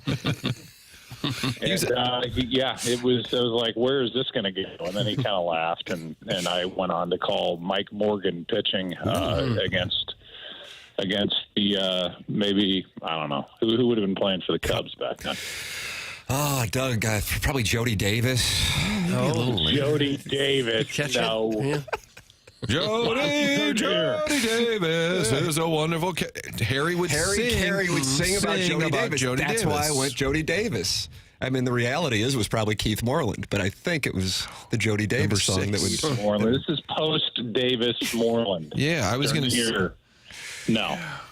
I'm trying to, and a little Dave Henry Owen. Rodriguez. Henry. No, it's Aramis Ramirez. Like Barrett, those guys, that group. Michael Barrett, was that his name? Sounds right. I think so. I was thinking Carmen Fanzone, but now we're going back into the 70s. Jose Cardinal. Jose Cardinal and Don Kessinger, I think it was. Oh, yeah. Bobby Knight is also a mountain of a man. He's a big man. That was part of the he liked to intimidate. Yeah, behind the scenes, did he ever mellow out? Was he ever just kind of a normal guy when the cameras were rolling? Yeah, he could be silly and whatever. I got a chance to interview him on this direct TV show that I had for a while. I love that show.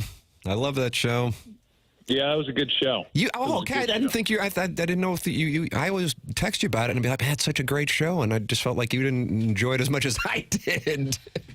No, I did. I did. I did it with a fella named Peter Billingsley, who was was it Ralphie on Christmas? It's Ralphie, Right. Christmas Story. Yeah. And it was him and Vince Vaughn. They had like a production company, Him right? and Joe? Vince Vaughn, yeah. I jumped in with them, and they were very, very big sports fans. So it was big. And then when you meld it into the acting world, it's like I'm interviewing Derek Jeter, and I get through with 1996 and then winning the World Series, and now we take a break, and Peter's like, all right, now you got to ask him about the motivation for 1997. I'm like, well, I can answer that. Motivation is to, I don't know, win again and do it again. And but it was painstakingly detailed with every year and every twist and turn of somebody's life. What was the name of the show? Undeniable, my love. Undeniable. Yes. Like when you left, it didn't like Dan Patrick take it over for a year, right? I think maybe. He did. Yeah. Yes. I thought that was a great show. I'd forgotten about that. Yes. Well, that's where my memory comes into play. I know you're a big fan. It's unbelievable. You're a steel trap. You're a steel trap. But that's all the people at SLU got to be really happy that they are really delighted. You hung your hat there.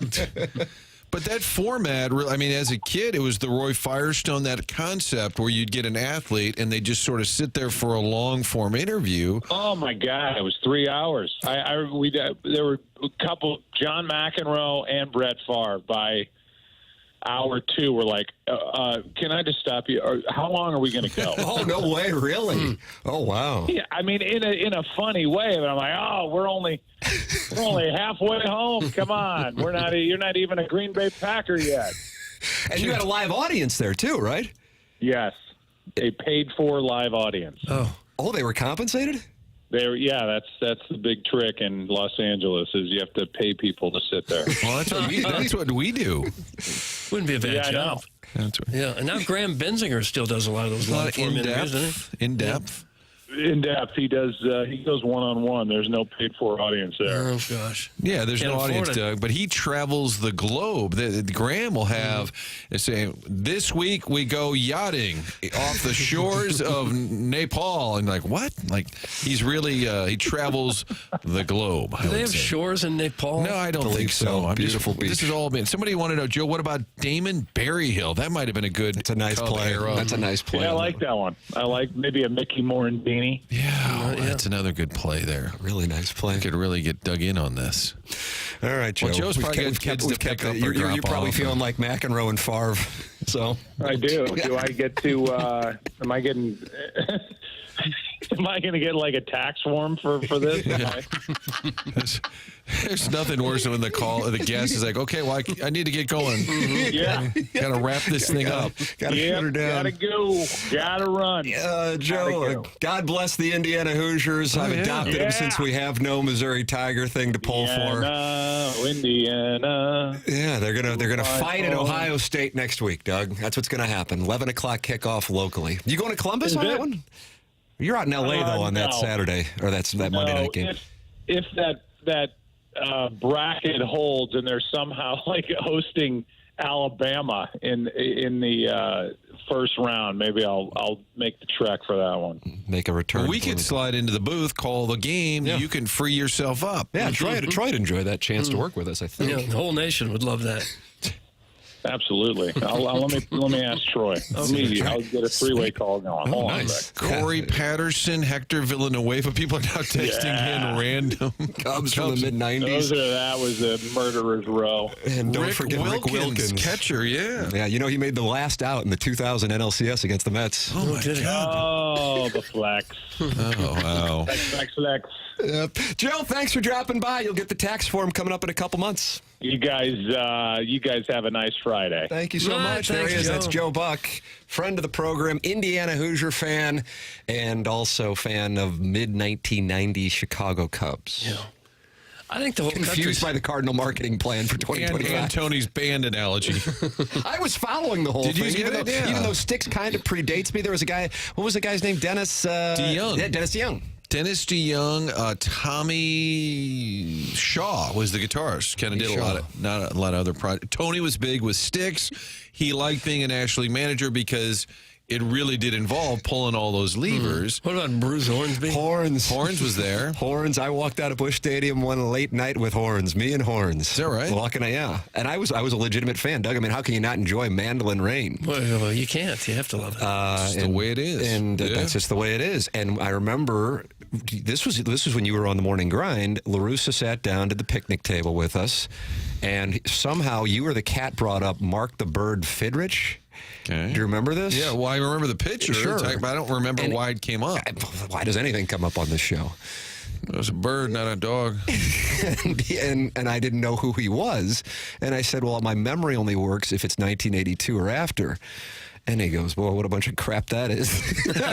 And then I walk into the clubhouse and I said, well, you don't know who Tupac is. He goes, the hell I don't. I know he sampled Horns on Changes. And I go, wow. And it was right in front of like a bunch of pictures. And they're just like, oh, he dunked on you. And I'm like, I'll go back outside. Mind blown. Yep, I got dunked on. He had Chris Isaac at the batting cage one day, and he told me to go interview him. And I said, what am I going to interview Chris Isaac about? He said, go on, man. Just go interview him. I was there with a photographer doing pregame interviews.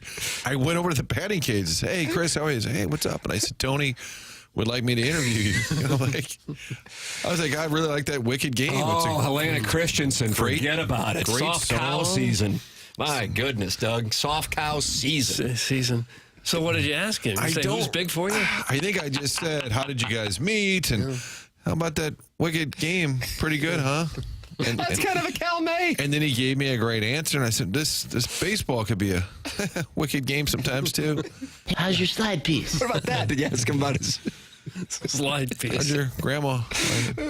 Brown and Crouppen, presenting sponsor of this program. They are local. You heard Andy Crouppen make an appearance in Drops of the Week, as a matter of fact. Founded in 1979. Don't you want a local law firm, one that knows how to handle the ins and the outs of your case and know the local environment?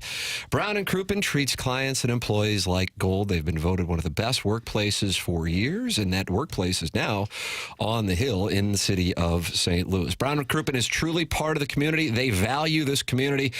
So you might ask, well, why Brown and Crouppen? Plenty of people are out there. Why would I go with Brown and Crouppen? Well, you've heard Ed, Andy, and Terry Crouppen on this program. Ed Herman and Andy and Terry Crouppen. You're going to get that kind of personality along with great service and great results. Plus, they're the winningest and the kindest. If you are interested in working with Brown and Crouppen and you need their services, here is the number: 314-222-2222. That's 314-222-2222. Or go to brownandcrouppen.com. Make sure you let them know you heard about it on TMA. The choice of a lawyer is an important decision and should not be based solely on advertising. Past results are no guarantee of future results, and every case is different and must be judged on its own accord. Coming up, Joey Vitali in the 9 o'clock hour as the Blues lose after another third period lead goes by the wayside, back-to-back games. And the Sklar Brothers in studio. Gabe DeArman in our 10 o'clock hour, presented to you by James Carlton of the Carlton State Farm Insurance Agency, and the Design, Air, Heating, and Cooling email of the day. Send yours in the morning after at InsideSTL.com. This is TMA, and it's presented to you by Brown and Crouppen on 101 ESPN and YouTube.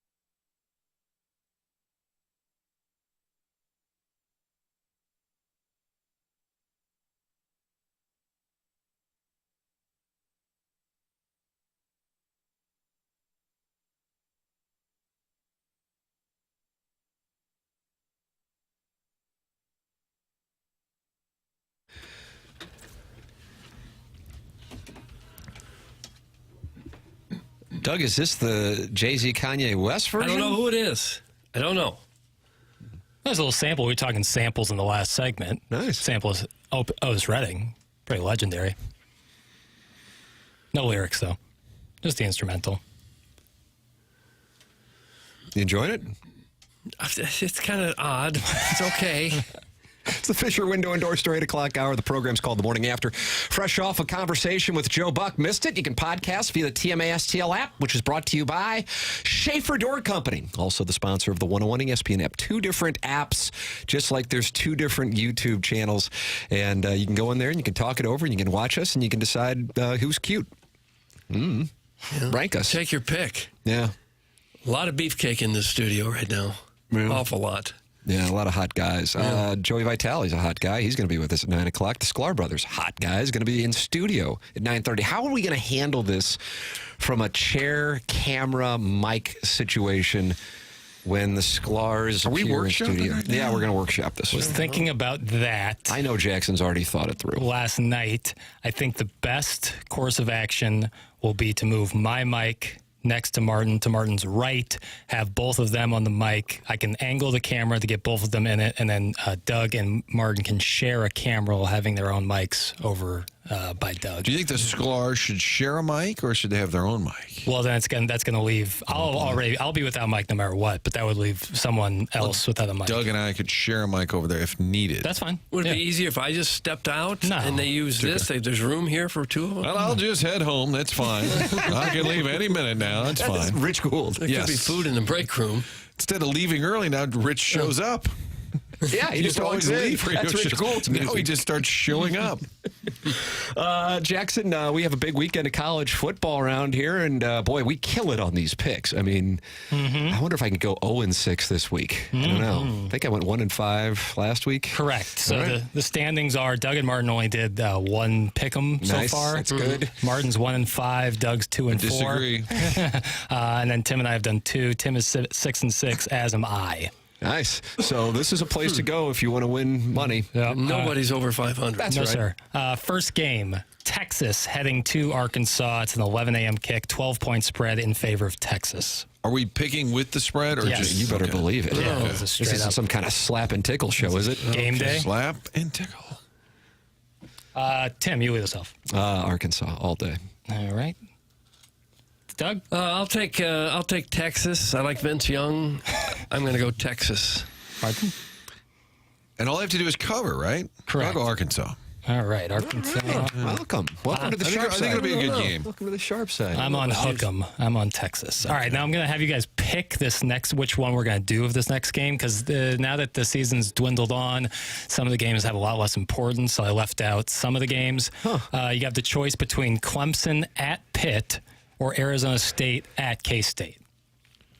I will do Clemson Pitt. Okay, you're going to take Clemson? I am. All right. And what's my number? You get Clemson minus 11.5. I think they're going to go blowing out. Yeah. Why do you hate Tony Dorsett? I love Tony Dorsett. Okay, I well, you just didn't don't pick think him. that this Pitt What about team Hugh is- Green? Doug, you have the choice. Dan Marino. Clemson at Pitt or Arizona State, K-State. Anyone? We've just listed 3 reasons to pick Pitt. I'm taking Pitt. Oh, wow. Pittsburgh plus, Doug gets them plus 11.5. I think I'm going to go Clemson. Welcome, And I see Martin. Welcome to Dabo the sharp just side. loading up on that one. Yep. Pitt got me good a couple weeks ago. I'm not doing that. Yeah, they again. got me too. I'm going to take Arizona State, who is getting 7.5 in Little Manhattan. Michigan State at Illinois. That is a 1:30, a strange 1:30 kickoff. Michigan State's plus 2.5. I'm going to take Iowa. Sparty's not very good. Doug? I'm going to go with Illinois also. The Dick Butkus factor, Red Grange. Jason Dulick. John Makovic. I don't want to be in an alliance with Tim. I don't want to be associated with Tim. Yeah, I understand that. But I think I'm going to go Illinois. All right. Yeah, but we're in lockstep, Martin. Welcome to a new alliance. Secret alliance. The lone wolf barks alone. I will be taking Michigan State. The lone wolf barks alone. I didn't like it, no. Los Lobos song? Los Lobos, La Bamba. Will the Wolves survive? LSU at the Swamp, 2:30 kick. LSU is a 4-point favorite against Florida. Not much to play for Brian Kelly. Definitely nothing to play for Billy Napier. You okay? I am so in the tank on this one. I don't Okay. like it. If I could, I'd withdraw from the game. I really don't like it. I'm going to go with Florida. Florida. I think LSU is decent, and I don't think Florida is decent. I think it's LSU takes this one. But again, the lone wolf barks alone. There you go. Sorry, Jimmy. I'm going LSU. I am also on LSU. So There the you Lions go, might be buddy. back. I'm getting There we paid. go, Take Jackie. Florida. Sir. Take Florida. Marks. Game of the week is Missouri at South Carolina. That's a 3:15. Well, I don't know if kick. that's what the nation thinks. That's what this nation thinks. Piddles Nation. Hey, Tommy Hart. Tommy Hart's our guy. This is Yeah. the game of the week. Game of the year. Every game of the year starts at 3:15 p.m. On the SEC network. Missouri is plus 13.5 in Columbia East. Do you think it's 3:15 because they're running behind from the first segment? That's correct. And they already know that 3.2 will be more like 3:15. I am going to take Missouri plus 13.5. I haven't seen anything about Missouri all year that makes me think that they can stay close to a good team. I'm going South Carolina. As stated earlier, in maybe 7-2, I said that I thought Mizzou would play well, but I think South Carolina will cover. Lenore Sellers. I am on the Tigers because they have Shane Beamer's number. And the actual game of the week, Tim loves Georgia. Rocky you cut Top. me off. You didn't allow me to do it. That's my signature. It's like what you talk about Willis. So it's a 9.5-point spread as Tennessee heads between the hedges, 6:30 kick. Ooh, I'm getting less than 10. Nice. I like that. Doug, watch this. Look at it. Look at me in the eyes. I don't like the tongue. Love Georgia. 51-3 your final. Unbelievable. 51-3. Why don't you roll that out at the first grade party? I love this spinach dip. And bring a blow-up doll. Douglas? Gosh. Well, since Tim Georgia, I guess I'll go with Georgia. He's There you talked go. me into it with Peer his pressure. tongue. There you go. Welcome to the Tam Avenue Capital Partners. Oh, Doug's version looked more like a stroke. don't say stroke. I will also take Georgia. Lone Wolf is barking alone again, baby. Rocky Top. Okay. Now, would a wolf bark or howl? I think they howl. Did I say bark? Yeah, Yeah, a few one of times. us did, yeah. Well, I mean, they're in the dog family. What's the difference between They're a in the bark dog family. Oh, are they not? Yes. Well, Great yeah, question. cousins. I got a few wolves in the they're backyard. canine, yeah. Tom Hart had a dog, and it was barking like crazy during his dropping. And nobody took that name, Tom Hart's barking dog. I thought that would become a thing. Martin asked if he was at a wolf sanctuary. I listened to that for Drops of the Week yesterday. Doug, that was just a brief aside. Okay. All right, I 6 enjoy games it have been aside. picked. All right, I didn't know. I thought we were Okay. landing the plane, and then I thought, there was going to be a little special bonus, like, Blues and Bruins at noon tomorrow. No, I'm not picking. 11 It's a.m. college football pregame. only. Thank you very much. Right here on 101 ESPN. Munganess, sponsor of our 10 o'clock hour here on TMA. That's Jamie Burkhardt and Peter Munganast, and they are wonderful people. Their names are on the dealerships, and it doesn't matter. They say, here's our number, and this number is set up specifically for those of you in the TMA audience. Here it is. Call us, text us with your questions, your requests. We want to be accessible to the TMA audience, so they set up a number for you. Here it is. 314-252-0029. That's 314-252-0029. And it's Munganess, St. Louis Acura, Munganess, Burkhardt, Alton Toyota. Want to go shopping? No problem. Go on your phone right now and take a look at the incredible inventory they have of new and pre-owned vehicles at stlouisacura.com and altontoyota.com. Now, even if you didn't get your car from Munganess, St. Louis Acura, Munganess, Burkhardt, Alton Toyota, you can still get it serviced there with Ryan Seiberg and his team in the service department. stlouisacura.com, altontoyota.com. They're accessible as the day is long for TMA listeners. 314-252-0029. You can email me at tmckernan at InsideSTL.com. I'll make an introduction over email. I don't care. It doesn't matter. We want you to work with the best, and the best is Munganess, St. Louis Acura, Munganess, Burkhardt, Alton Toyota. Tim McKernan, Doug Vaughn, Martin Kilcoyne with you on the program. Chairman Kurt standing by on the Collier and Thompson phone lines. Jackson Burkett on the ones and twos. Joey Vitali going to join us coming up. Sklar Brothers in studios. Gabe DeArman, Design Air Heating and Cooling email today. All this still to come on a program that's already featured a 25-minute conversation with Joe Buck. This is TMA. It's presented to you by Brown and Crouppen on 101 ESPN.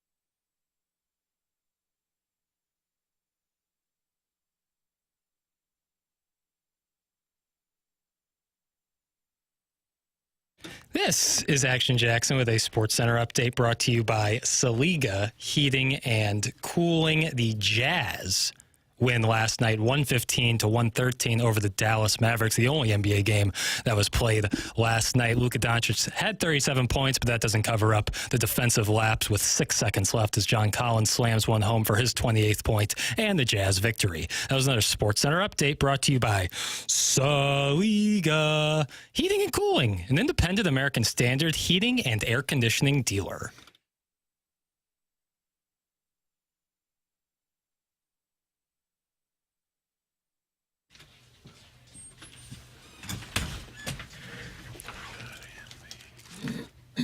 TMA 101 ESPN, presented to you by Brown and Crouppen, Fisher Window and Door Store, 8 o'clock hour here on the program. Joey Vitali going to be joining us coming up here. Oh, Doug, what would you say, 5 minutes, I guess? Oh, I guess so. 5, 6, 7 minutes. It's a Big Joe Friday on the show. It kind of is. Yeah, Joe. Although Joey is very specific to Joey. It's not Joe Vitali, right? Everybody calls him Joey. Yeah. Well, he has an uncle named Joe Vitali that I know well. And so the family probably called him Joey too. Yeah. Joe Buck said Whitey Herzog called him, he said, but it sounded more like Jody. Hey, Jody. Take your calls. Chairman Kurt is taking your calls. Callier and Thompson phone line. Haven't taken one yet. Do you like Marty or does it always have to be Martin? It's funny you say this because I've always gone by Martin.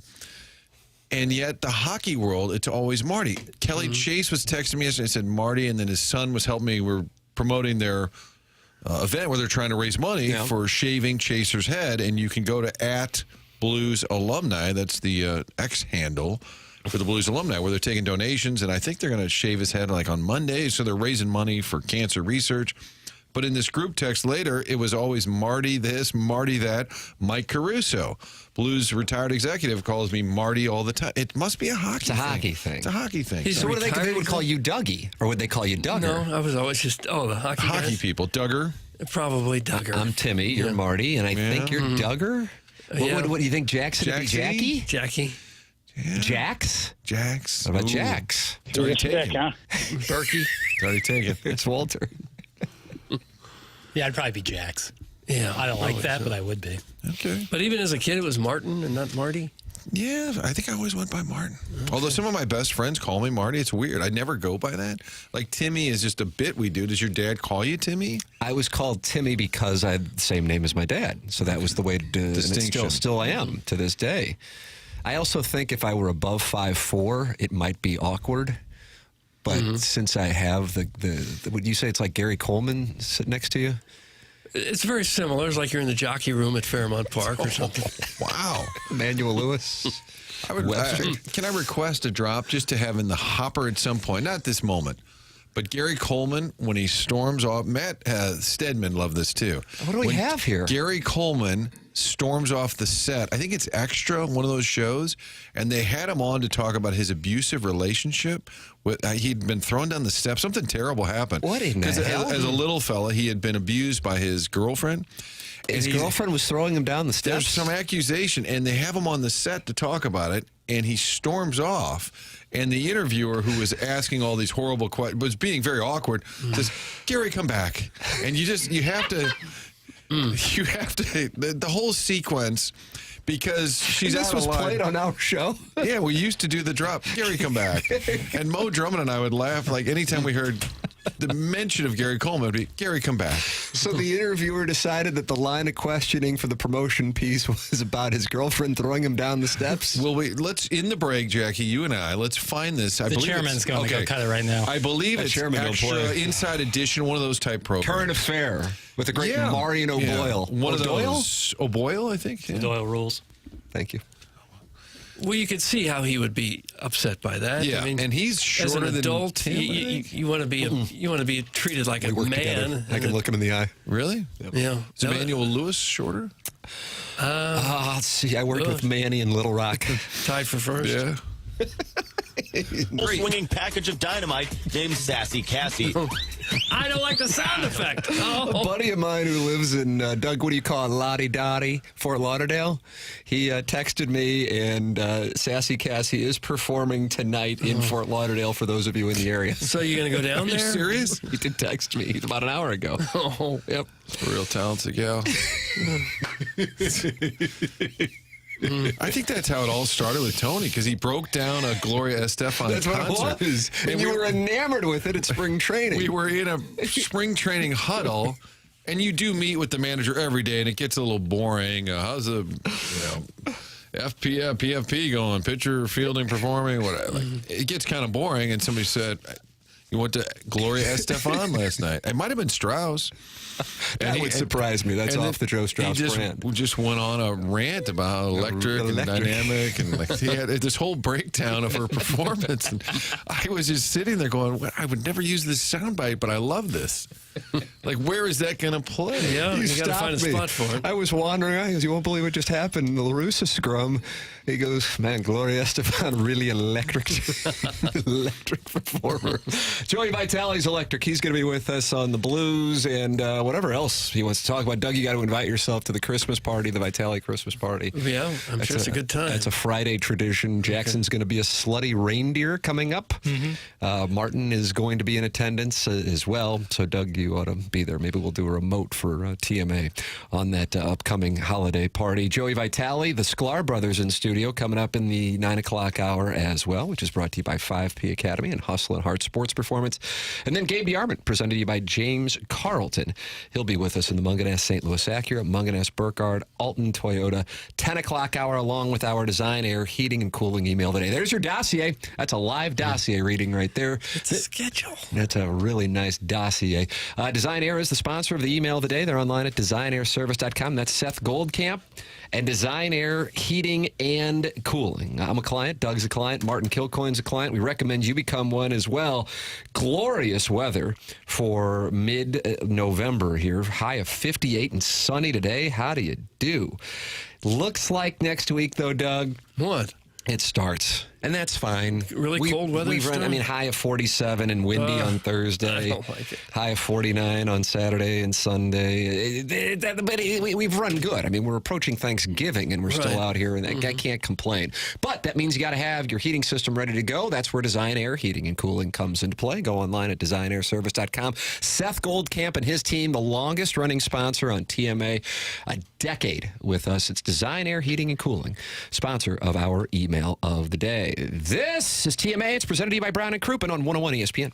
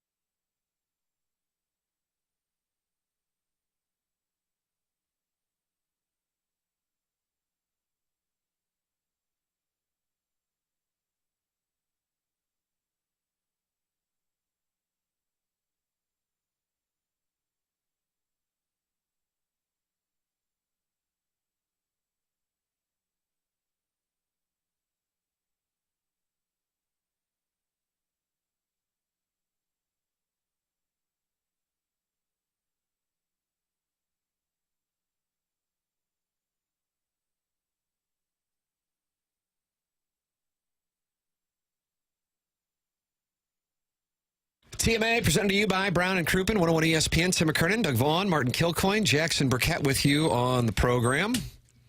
Chairman Kurt just popped in and he popped out. Yeah. Yes, popped. Mm-hmm. You had enough? Yeah, I think seems like it. The Blues losing last night. Joey Vitali is going to give us his breakdown, and also talk about probably some nonsense. If I had to guess, it's kind of more his brand. He enjoys nonsense.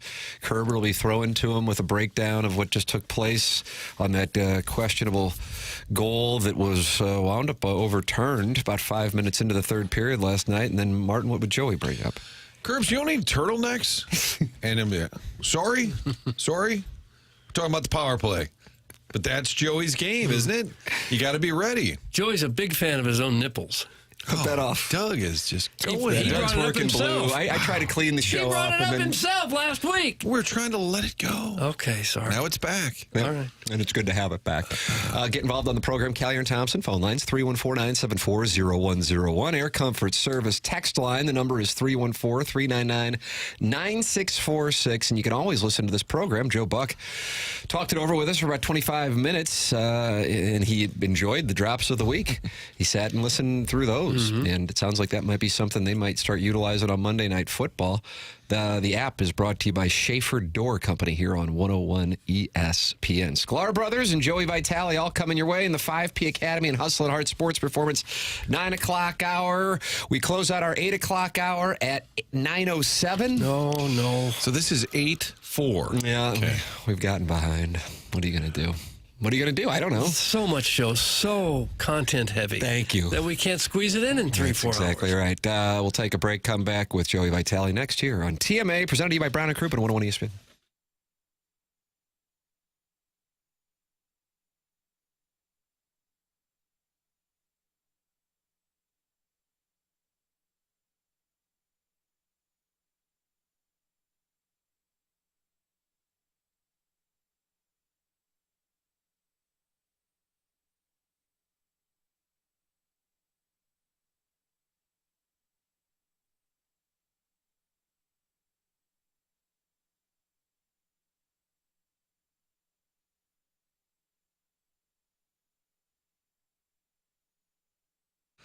Well, even though this show is like a gift, giving every day, sometimes you want to give people a little more. How about a gift card to Massage Envy? We're talking about Me Time, M-E, Massage Envy, and a gift card for the holidays. They can use it for a massage, facial, or a stretch session. All of this going on right now when you buy gift cards. $100 in gift cards, you're going to get a free $20 promo card. You can add that to the gift or keep it for yourself. This is going on through the end of the year, December 31st at Massage Envy, where better begins. What a great gift. Some me time for somebody in your life when you're looking for a great gift idea.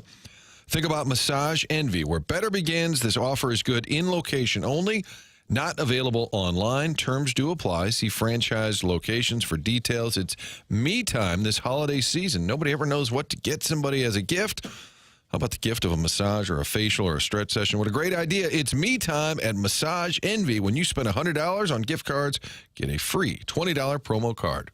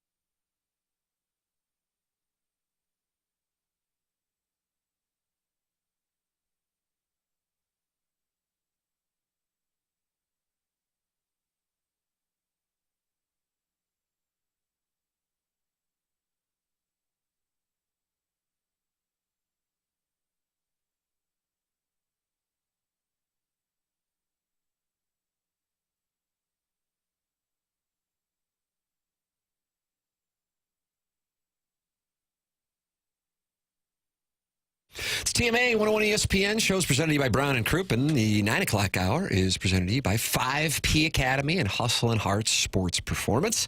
Tim McKernan, Doug Vaughn, Martin Kilcoyne, Jackson Burkett with you on the program, and it is our pleasure to welcome to the Callier and Thompson phone lines the great Joey Vitali, live from wonderful. Boston. I mean, probably didn't get to bed until, I'd say 3:30 Eastern, and now he's up with us just flat breaking it down and trying to stave off people inviting themselves to his Christmas party. That's what he's got. Morning, Joey. Hey, boys. Yeah, I set my alarm bright and early. I thought I had a 10 o'clock hit. Apparently, it's a 10:10 hit now. Oh, no. Where we go again with that? Oh, God. I blame Doug Vaughn. I don't know why. I feel like this is his fault. And all I can say is I don't know if you guys relate to Joe Buck, but I would imagine you were right on time for the great Joe Buck. But I understand I'm not Joe Buck. I'm just Joey Vitali. He's reading us the riot act. Well, we're taking I a have to high say, hard one here. Joe, being such a fan of the show, booked himself for 8:10, knowing we wouldn't be on time. Yeah. Yep. I don't know what to say. I don't know what to say. Yeah, you got to build in that 10-minute window on this program, unfortunately. What time do you boys land in Boston? I like to guess these flight times. We got in, we got in about 1 o'clock. We probably got to our rooms 1:32. And, you know what, listen, we're not complaining. We're in a wonderful hotel here in Boston, one of my favorite cities across the league, of course. Spent my college years here, and some wonderful memories here, and such a wonderful group of pockets all over this city. So looking forward to a day off here. Some guys are going up to Springfield. Some of the personnel, Alexander Steen's here. The Springfield Falcons, their AHL team, has a game just a couple hours north.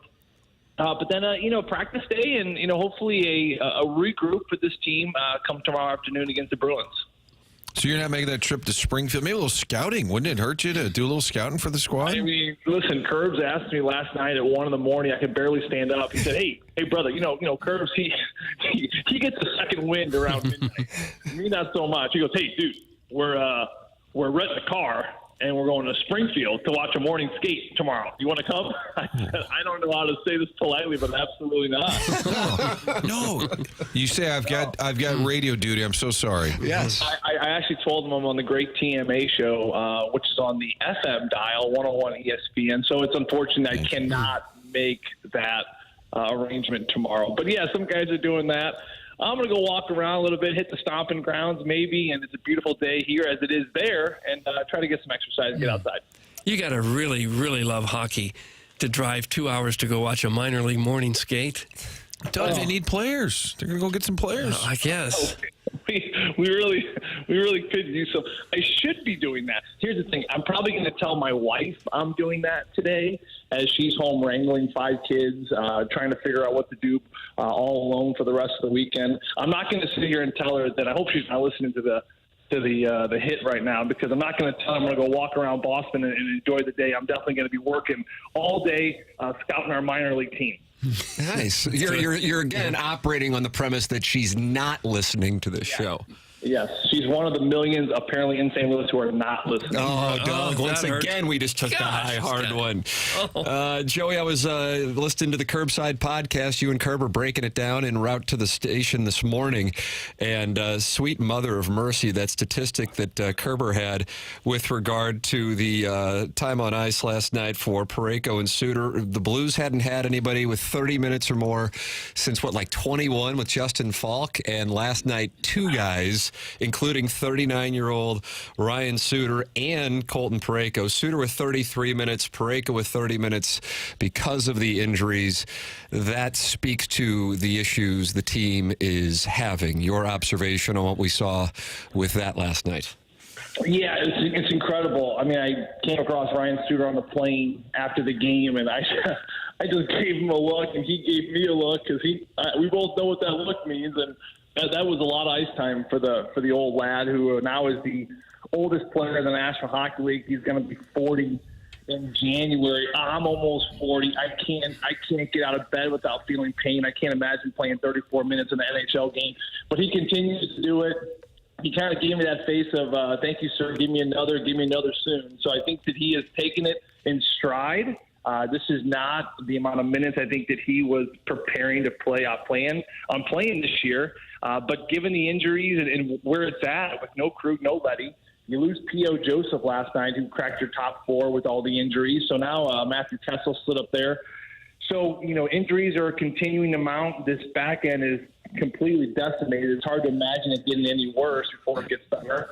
And, with that, they continue to call upon Colton Parayko and Ryan Suter, which, given the amount of ice time they've played, the matchups being on the road, it's not an easy thing, but they continue to play a very simple game, stay between the dots, don't overextend themselves. And overall, I thought they had a really, really strong game.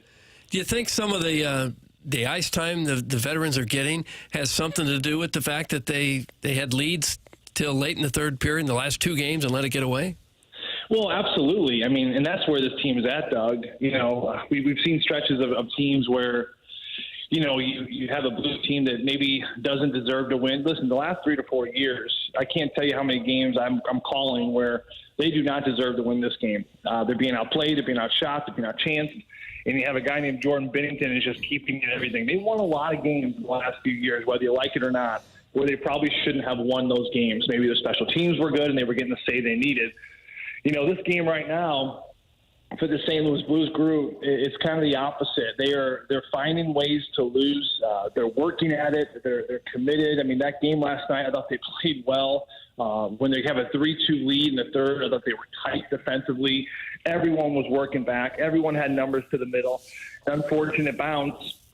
And, it's in the back of your net. You go back to last game, Colton Parayko turns that puck over. He doesn't do that very often. At the blue line, Boston comes back and they score. Obviously Kyrou with a couple turnovers in the last couple weeks, it burns you. Oscar Sundqvist last night, one of the most disciplined players, dependable guys on your team, ends up running into the goalie with about 40 seconds to go in that game, and that puts the Buffalo Sabres on a power play to start overtime. So it's just they're working, they're going after it. This is a caring group, a committed group, but just everything right now is unfolding poorly. This really reminds me of the old days. Tim, I don't know if you can appreciate this. I used to go to the Resurrection Mixer. You guys ever been to a Resurrection Mixer? I took my kids there, yeah. You'd be in a parking lot for 15 minutes just to get through. Oh, yeah. That was the big mixer. Those were the days where I feel like this Blues team, where young Joey V with the acne and bald head and braces would just strike out every chance he got, getting after a St. Catherine or a Villa girl. I'd even settle for a Ledoux or a Viz girl, but it never just really panned out. Settle for a Ledoux or a Viz girl. Jackson, how about that? How's that one feel? Quit lying to yourself, Joey. I had a Stone Cold Steve Austin shirt. This was the one where his blood was dripping down his face in the WWF days. Oh, I'm surprised the Villa girls didn't like that. Yeah, they were the ones settling. I'm looking through my closet. I'm like, bingo, you're the one. You are the one, Mr. Stone Cold, that's going to get it done tonight. And listen, I was just being me and like this Blues team. I was wondering, even LaRusso was confused. I followed it the whole time. Did you? Okay, Absolutely. So Joey at the Resurrection Mixer is kind of like the Blues. Things just aren't going their way. Is that what it is? Yeah. Going their way. And, here's the thing. Like, I came up to a girl. I'd say, listen, I know you don't know me, but I believe you know my friend Stone Cold. And he knows me, and he can vouch for me. And it never really panned out. So I went home empty-handed, much like the Blues are going home empty-handed these days. It all ties together. See, it came full circle. Could you get Drew Bannister to wear that Stone Cold T-shirt behind the bench tomorrow? Maybe that would turn things like that would be our Gloria. That would be like unbutton his shirt and kind of flax it up and down the bench. Otter would do it. Steve Ott would do it. That was my childhood. I grew up here with Paul Stastny. Of course, we were in the same class at Chaminade. We grew up playing hockey together, and he, of course, is the most celebrated St. Louis product to ever play in the National Hockey League. Parents ask us all the time, like, "Hey, what did you guys do together? You guys must have just gone to each other's houses and played hockey all day long, watch hockey." We hated playing hockey outside of the rink. We loved the WWF. We would wrestle on each other's trampolines. We were in a yo-yo club at Chaminade. I mean, the world's changed. The world's changed so much. We were in everything except hockey, but that's the way it goes sometimes, I guess. When you went to these mixers, I'm assuming you were, 7th grade, maybe 8th grade, and you said you came home empty-handed. Was there ever a night when you brought a couple of lounge lizards home with you and said, Mom, can you take me to their place? Well, Doug, that's a great question. So empty-handed in 7th grade is you come home with numbers on your arms.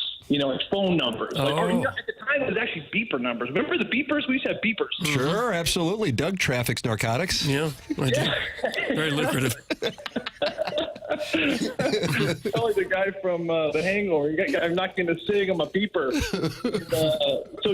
We were hoping for beeper numbers. When I say go home, empty-handed, I went home essentially with no ink on my arms to potentially call the girl who would probably never call me back. Got it. Okay. Yeah. Now it makes sense. Yeah. Joey, sorry to ask a hockey question. What did you think of Bannister not using Kyrou down the stretch and basically admitting it there? They were just trying to get to OT. Just get that point. I mean, listen, I think that this is a coach that is holding this group accountable. And, here's the thing. Coaches say the right things.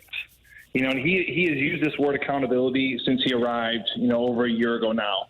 And that's a moment for you to kind of like put up or shut up. That's a moment for you to say, okay, we're going to talk about being accountable, or we're actually going to hold this team accountable. And I think that it's a growth moment, not only for Jordan, but for the entire team. And to me, if I'm a player on that team, I really respect the decision. Because you look at some of the decisions, whether it was the turnover where he lost that puck in Philadelphia, the turnover a week later in Utah. I mean, those are the ones that burned this team pretty recently. So, for the coach to come in there and harp on, playing the right way and getting this thing to overtime, but then having players not do it. If you're going to go out there and play those same guys again, I mean, to me, if I'm on that bench, I'm thinking, okay, you're saying one thing, but you're doing the other. So I think it was a moment for him to really showcase the integrity portion of what he says is what he is going to do. And listen, like I just mentioned to you, that Blues team last night played great. They played great to the very end. That Alex Tuch goal was a spectacular goal set up by McLeod behind the net. Those things just don't happen very often. Aside from that chance, the Buffalo Sabres really had nothing that third period. They did a heck of a job locking it down. Another player didn't play down the stretch was Scott Perunovic. He did get that block shot about halfway through the third. Was that part of the decision for Mike Weber not to play him? Maybe, maybe not. But they ran 4D, and they're going to run their horses right now, the ones that you have a lead in the third period, the ones that you can count on to, of course, go out there and do the job. So I applaud the decision. I think it was the right move. Joey Vitali with us live from Boston, giving us his perspective on not just the Blues, but also resurrection mixers, Doug. So we've covered it all. Joey, thank you so much for the time and getting up early with us. And Jackson will apologize via text for not having the show on time. Hey, it's okay. I appreciate you guys, as always, and love our conversations. If I can make one quick little plug, if you don't mind. Yeah, sure. It's for your Christmas party, I guess. You're going to do a little... It's actually not. Day and time, please. Really quickly, the Pee Wee Quebec AAA Blues, they go to Quebec every single year. I did the tournament. The Blues send the AAA tournament every year. Tonight at the Kirkwood Community Center at 6 p.m., go there. It's a casino night. There's great food, awesome auction items. So for anyone in the St. Louis area, around Kirkwood Community Center at 6 p.m., go support these boys. They're trying to get to Quebec. It's going to be a fun night. All right, there it is. Get the boys to Quebec. Get the boys to Quebec. Skate, boys, skate. Thank you, Joey. Thank you, boys. There he is. That's Joey Thanks, Vitali Joey. with us on the Collier and Thompson phone lines. I'm kind of surprised the Stone Cold Steve Austin shirt didn't work with the Villa. Yeah, no numbers that night. Yeah. I'm surprised that he's not going to the morning minor league skate 2 hours away. Remember when they used to give Ken Wilson a hard time because he wouldn't go to the morning skates on the day of the game? There was a PR guy that kept track for a while, had a little notebook as to who came to the skate. Yep. Yeah. His code name was Oh Baby. Doug, would you like to tell us about Collier and Thompson?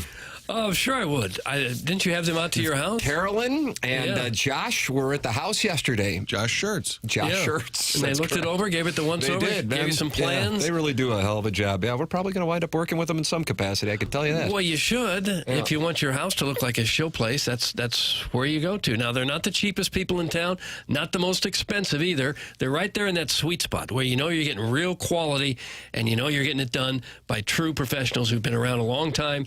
The business has been been around in St. Louis since the 1950s. Collier & Thompson just does it right. They do kitchens and bathrooms, basements, wine rooms, man caves, bars, accent rooms, fireplace walls, offices, you name it, they can do it. They've got a lot of tradesmen who've been with them for many, many years. They got their own plumbers and their own electricians and painters. They do it all. You don't need to hop around to 5 or 6 different places to find people come do the job. It's all right there in-house at Collier & Thompson. You ought to go to their website at collierandthompson.com.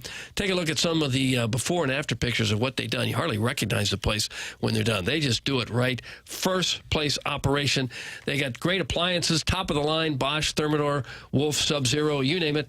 They can get the best appliance on the market into your house. AAA rating with the Better Business Bureau. Won a Torch Award for ethics from the Better Business Bureau. Carolyn Beard and Bob Strati will do you right. Check them out. Their offices and their showroom is there on Manchester in Baldwin next to Uncle Bill's Pancake House. More than 10,000 square feet of displays to get all kinds of great ideas to work on your home. Collier & Thompson, come home to quality online at collierandthompson.com. There it is, our phone line sponsor, our email sponsors, Design Air. Send your emails in for the Design Air Heating and Cooling email today. That comes your way at 10:45. Gabe DeArman, Power Mizzou on Missouri and South Carolina. Brought to you by James Carlton, 10:15. And in the next segment, the Sklar Brothers are going to be with us. They are performing in St. Louis this weekend. You'll be able to catch them at 8 p.m. tomorrow night at the Sheldon Concert Hall. So we will talk it over with the Sklars coming up next in studio. Jason and Randy. TMA, presented to you by Brown and Crouppen on 101 ESPN.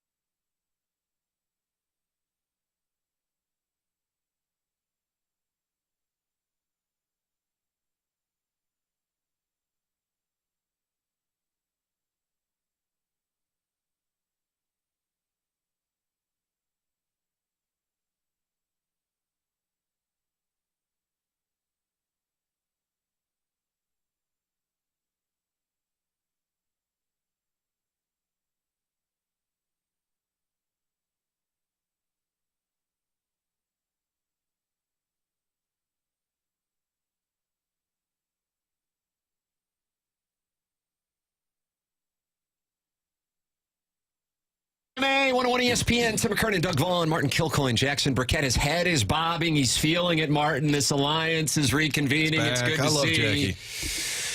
And you just saluted the fans on YouTube, and I see in the YouTube chat, this is the TMA STL one. When are we going to get elitist film takes today? That's from Jackson's Awful Dossier. Is there any really popular movie that you hate to try to sound more intelligent than the rest of it? When I left yesterday, you were taking down the work of Tom Hanks, and I said, what? And then the tweet was Bridge of Spies. My old colleague Greg Palermo said, Martin, please defend Bridge of Spies. Bridge of Spies is good in the moment. When was the last time you watched or talked to anybody about Bridge of Spies? Never? Exactly. Yeah. That's what I'm saying. So you're vindicated? I feel that. I know that my opinion is holds weight. You know, it does. At the website, goodorbad.com, that I found out today does not exist. That site is going to be acquired at some point by private equity, I would imagine, today. The Sklar Brothers are going to join us. I think they're down the hallway right now with Courtney on the arch. Doug wants to tell people about where you can stream this program, and that's the 101 ESPN app and the TMA STL app, which is brought to you by Jason Gosfrow and his company, Schaefer Door. Sklar Brothers probably know about Schaefer Door. That's why they were able to get out of their garage doors today to come here. Nope. If it's ever happened to you where you can't get out of your garage because the garage door is stuck, it happened to me a little while back, so I called Schaefer Door, of course. First thing I did was have to spell Schaefer, S-C-H-A-E-F-E-R. And as soon as I figured out how to spell that, I could look up the phone number. And I did. And I called them, and they came out. And I thought, you know what, my garage door is about 25, 26 years old. I'm going to need a whole new door. Nope, I didn't need it. They don't try to upsell you. All I needed was a strut. They put a strut on there, and now the garage door just hums. They service all kinds of garage doors for service and new installs with LiftMaster. Thank you. This live reads going well. LiftMaster garage door openers are strong, quiet, and they are versatile. Schaefer Door, best to call or text at 636-782-3608. Schaefer Door is a LiftMaster partner. There it is. The gentleman just walked in. I thought you were clapping for my your live endorsement was choice, but I mean, when the gentleman we'll walked take in. the applause. Yeah. What's up, guys? How are you? What's going on? How are you guys? Oh, we're great, man. So happy to be back in St. Louis. Yeah. Happy the Cardinals are doing well. Yeah, and trending in the right direction. Got the Blues. It's all happening here. Let's go Blue. Can we just talk about how great that moment in 2019 was? Was that a high point as a St. Louis sports fan? As a sports fan, yeah. As a human. So in the last 5 years, two things have happened. You know, Cardinals have won World Series. They won in '82. You know, they won in 2006. Like, we've had some in 11. Those amazing, like, World Series victories. The Blues winning was like our whole life because we remember. You know it's a big victory when you start texting people you haven't talked to in a long time from high school. It's like, I hate this person, but the Blues! We were talking to our buddy John Hamm, who is the best. I'm not dropping names, but he's a huge Blues fan. Yeah. And when at the parade, when like Brett Hull was like drunk, and just we were like, "Is drunk Hull better than Fat Thor?" And then Ham was so funny. Funniest thing I've ever seen. He said, "Drunk Hull is Fat Thor." I was like, "Yes, glorious!" I can't hear that song and not hear like Drunk Hull just like battling. But I mean, it just is. You kind of realize what a run that whole thing was, and just like we had to overcome so much. I mean, we remember like the Calgary series in 1986. Monday Night Miracle, boys, right? Monday Night Miracle. We remember, you know, Bernie Federico and Jorgen Pedersen, and Gary Unger, and Wayne Babbage with 50 goals in 1 year. Right. What? Mike Crombeen. Yeah. Jack Brownscheidel. Oh, gosh. Yeah, going way these back. These are names that are resonating, aren't they? Yeah, that's my era, too. That's your era, too. Yeah. Those were great. I mean, those are great. Mike Liut. Are they booing? No, they're just cheering for Mike Liut. Those are great teams. Fun times. For our audience who would love to see the Sklars in town this weekend, Flyover Comedy Festival. It started last night, and you guys will be at the Sheldon Concert Hall, 8 p.m. Saturday night. Tomorrow night. Can't wait. I mean, how beautiful is that theater? That place is awesome. Place. Awesome. Yeah. So there's only a handful of tickets left, and hopefully we've been doing radio all morning, and I don't know how many are left. So we're saying if you want them, please jump on them, get there. Show's great. Our buddy from L.A., Dean Del Rey, is going to feature for us, do like a feature set of comedy, and a couple other local comics here are going to. We're going to do 45 minutes on Jose Oquendo. That's right. That's what you're going to focus on. You're still trying to get him in the Hall of Fame? We did. We got his plaque on the utility closet. A homemade plaque that we made. I mean, there's a moment where we're like at the Hall of Fame and talking. No, this is the best moment in that whole documentary. Okay, we're obviously we love Jose Oquendo, and we really legitimately do. It was like the whole time we're like, are we being funny or are we actually being serious? Because we do think the Hall of Fame should honor the utility man. There have been some amazing ones. In the middle of the thing, we're interviewing Tony La Russa, who had not fallen asleep at a traffic light. No. He was on the field. He was great, and he said, look, I know you're joking around. Like, you're not going to use this part. As soon as he said we're not going to use this part, we're like we're using this. We're using all of it, including you saying you're not going to use this part. So you're not going to use this part. But when you have a good utility man, that means if you're on a playoff run or if you're going to the World Series, that means you can carry an extra pitcher. Because now you don't need an extra catcher, second baseman, outfielder. You got a guy who can play all those positions. You can now carry like a guy who you're going to bring in to pitch only to a left-hander. And Tony La Russa did a lot of that. And when you think about that, it's like that guy is so valuable to the team in ways that you don't even realize. And he can even come in and pitch. Struck out Deion Sanders. Backwards K. Strike out prime time with a yacker. Threw him a yacker. And so like that for us, it cemented. We're like, this guy belongs, at least deserves recognition. And we got to do that. I bet you were crushed when they traded Tommy Edman. We were. I mean, look at how good he was for the Dodgers. NLCS MVP. I mean, he was everything. I mean, it's kind of reminding like a current day Eckstein. You know, like he had that rise of like, oh, he's going to rise in the postseason. And it's so funny because a really good friend of ours is Gar Rines, the batting stance guy. Have you ever seen him? Yeah, he is the absolute best. And he is always like, there's always one guy who you don't expect to be that guy who has just like the series of his life. That's it. And it's just incredible. I mean, like you start to think about, who is it? Anthony Reyes? Didn't he have like... He had the game one start against the Tigers in 06. And you're just like, this guy came out of... He was good, but I mean, he just came out of nowhere to have just like, and you didn't expect him to have that sort of a game. So if you sort of... I mean, David Freese, decent player, but like that series that was his high water mark. Those two at bats. Where were you guys watching that? Were you in St. Louis? No, this is a great story. What do we got? So Randy and I were shooting a TV show that we had done on the History Channel called The United Stats of America. We were in Denver, Colorado. We had just shot at the U.S. Mint all day. And we were out at a friend of ours, or the DP, the director of photography, the camera guy, said, hey, my friend is the biggest Cheap Seats fan from our old show, Cheap Seats on ESPN. He said he would love to watch the World Series game. He knows you're Cardinals fans with you out at a bar tonight. We're like, we're not good people to watch the game with because we get nervous and you get upset and you start to like get. I'm like, we might say things that make you not like us ever again. We're going to make you uncomfortable. That's how we get our anxiety out. And then we also, this was like the age of where right around where like people were like filming people when they weren't looking. And we're like, I don't want this to get on the internet, me wishing like horrible things. So, that's how we process the game. So we go start watching the game, and that game 6, we go down. Like, it was at 7-4. Whatever it was, we were down by a lot. And Randy and I are like, we got to go home. We got to go. This will get ugly if we don't get out of here. We got to go. So we head back to the... No, we're trying to get our check paid, and Craig hits the home run. So that's step number 1 of the comeback. All right, well, let's get in the cab and let's just go somewhere quiet where we can watch this. Go back to our hotel. We're in the car, and our friend calls us like, are you watching? And we're like, no, we left. He's like, turn it on. We race to the hotel. We're sitting in the hotel. We're watching, and they tie it up. Then Hamilton hits the home run. We're like, top of the 10th. And we're like, this is how it ends.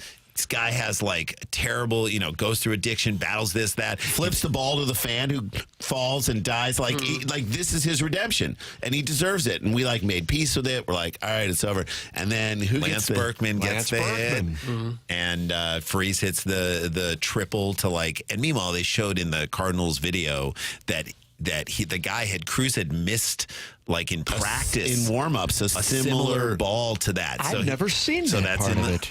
Crazy. And did you see that where Cruz said he actually, when they thought they had a 1 in the 9th, he actually scooted in a couple steps because he wanted to be part of the big celebration on the infield. Yeah. And then the ball goes 6 inches over his glove. Like, what does he play for the Washington Commanders? Get your head in the game, bro. So that happened, and we're like, oh my God, I can't believe this. And then we were watching, and we called our mom, and we were talking to her, and just like, I can't believe this is happening. I can't believe like they're coming back. And then the Freese home run, we didn't even hear the Joe Buck call, which was just, it was kind of similar to the way the guy from the Dodgers called the Freddie Freeman home run. Yeah, you're right. From the Kirk Gibson. And so that just was what made it so great for us, growing up on Jack Buck and growing up on... And knowing that Jack Bucket made the call in '91, I guess. That's right. Twins and Braves. Kirby Puckett. We will see you tomorrow night. And we love Joe Buck. So, like, to hear that and hear him honor that was, like, just the sweetest and best thing in the world. And then once that happened, we're like, oh, we're not losing this series. So, I mean, we got it. We had Ozzie Smith on the show the next morning, and he was, of course, part of the '85 debacle in Game 6. Sure. And he said this series is over. There's no way the Rangers can win. And you don't hear athletes talk like that. That's right. But since he had lived through that hell with the Dinkinger thing, he knew exactly right. I mean, you knew that Kansas City was going to win that, which with 100%. replay, the Cardinals win that. Like, in today's day and age, Worrell tapped the bag. There's a million different directions you can see it, and he's out, and it's over. And the Cardinals win the World Series. And the Cardinals win the World Series. But, I mean, truly, truly amazing. Like, this year, when the Dodgers when Freeman hit that, like, home run, we were, like, driving to a show near Compton in like, a headlining a set in Bellflower, and Jay's, like, pulling up to... I'm, like, half watching it on TV while I'm driving. You should never watch while you're driving. Please don't tell my do that. 16-year-old son that I'm doing that. All right. And I'm not seeing it on my phone yet because I'm on a bit of a delay because it's through my phone. I look to my right at a sports bar and I see it just erupt and throwing beers in the air, people going crazy. And I'm like, so, well, what happened? What happened? And then 1 second later, he hits the home Freeman run. hits the home run. The best is I mean, it's like great. Look, we're Cardinals fans through and through, but we live in L.A. and, you know, our kids grew up in L.A. Not that they're Dodgers fans, but like... And we know Kirk Gibson. Yeah, we know Kirk Gibson. So, like, for Freddie Freeman to take the 2 steps, with the bat up there, like he's the Statue of Liberty, and then right as he flips it, Randy Newman, I Love L.A. starts playing. Like, it was just a beautiful moment. So we text Kirk Gibson. We're like, you did this, man. You inspired this to happen. 2 days later, he was like, I was out hunting. That's a great moment. I'm like, you missed it? Come on. Kirk Gibson. Oh, man. We'll see the Sklars tomorrow night. That's right. We'll see you. Tomorrow see us tomorrow night. Great, nice tie-in. Perfectly done. And we will see you tomorrow night at the Sheldon. That's exactly right. 8 p.m. Saturday at the Sheldon Concert Hall. You can see the Sklars, Jason and Randy doing 2 different shows as part of the Flyover Comedy Fest. 10 p.m. at Tonight. the Hot Java Bar. That's 10 p.m. Hot Java tonight. It's a fun show. That one's like I think that might be sold out or getting there, but tomorrow night's the big one. So Shelly, go to flyovercomedyfest.com. You can get the tickets right on there. It's going to be a blast. It's just so fun to be back. It says so many memories. I mean, like, we were kids who played, like, you know, we played indoor soccer. Like, we remember we had a birthday party at a Steamers game. Oh, so that's Steamers. I was wearing a Steamers hoodie yesterday, and we get all this positive feedback anytime we talk Steamers. I mean, let's get into it. Don Evert, Carl Rose, yes. Slobo Ilievsky. Yes. Come on. So, like, always out of the net. Tony Glavin. Ty Keogh. Bronco Segota was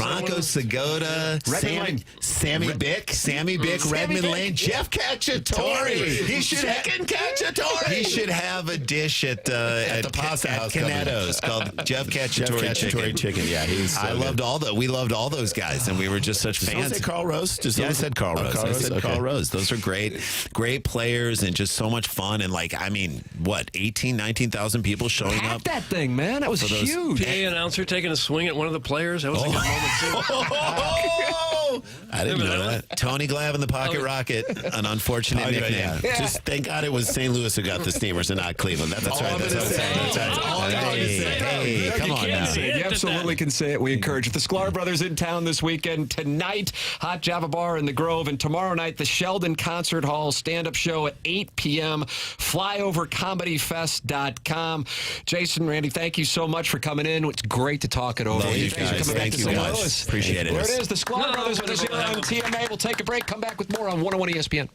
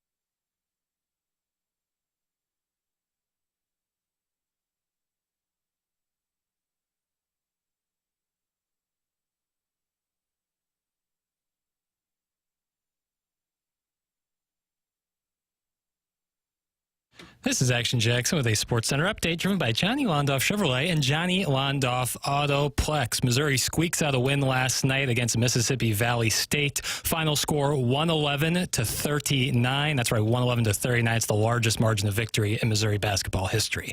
That was another Sports Center update driven by Johnny Londoff Chevrolet and Johnny Londoff Autoplex. See them at londoff.com. Chevy, together we drive. Are you kidding me?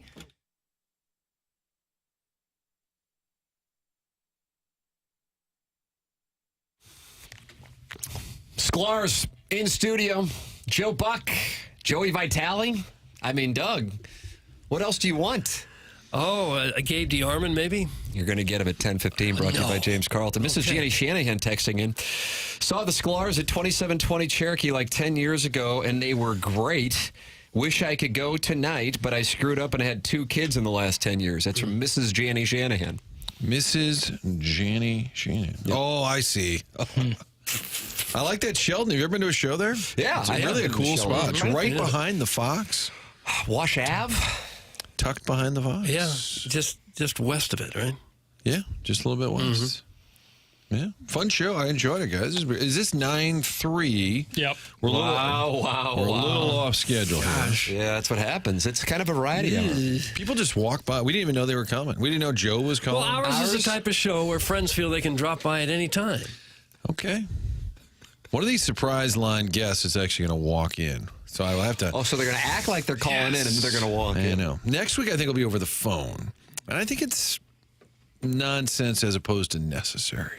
Was Gary Kornfeld nonsense or necessary? That was necessary because it was show business that needed to be clarified. Calvin May was necessary. I agree. Right. Kachuk was nonsense. We had to get to the bottom of why Tim was cut from a no-cut sport. I felt like it needed to be addressed. It needed Sounds to be like he regrets it, too. Yeah. Still haunts him. You can send your emails in Design Air Heating and Cooling email today, the morning after at InsideSTL.com. That comes your way.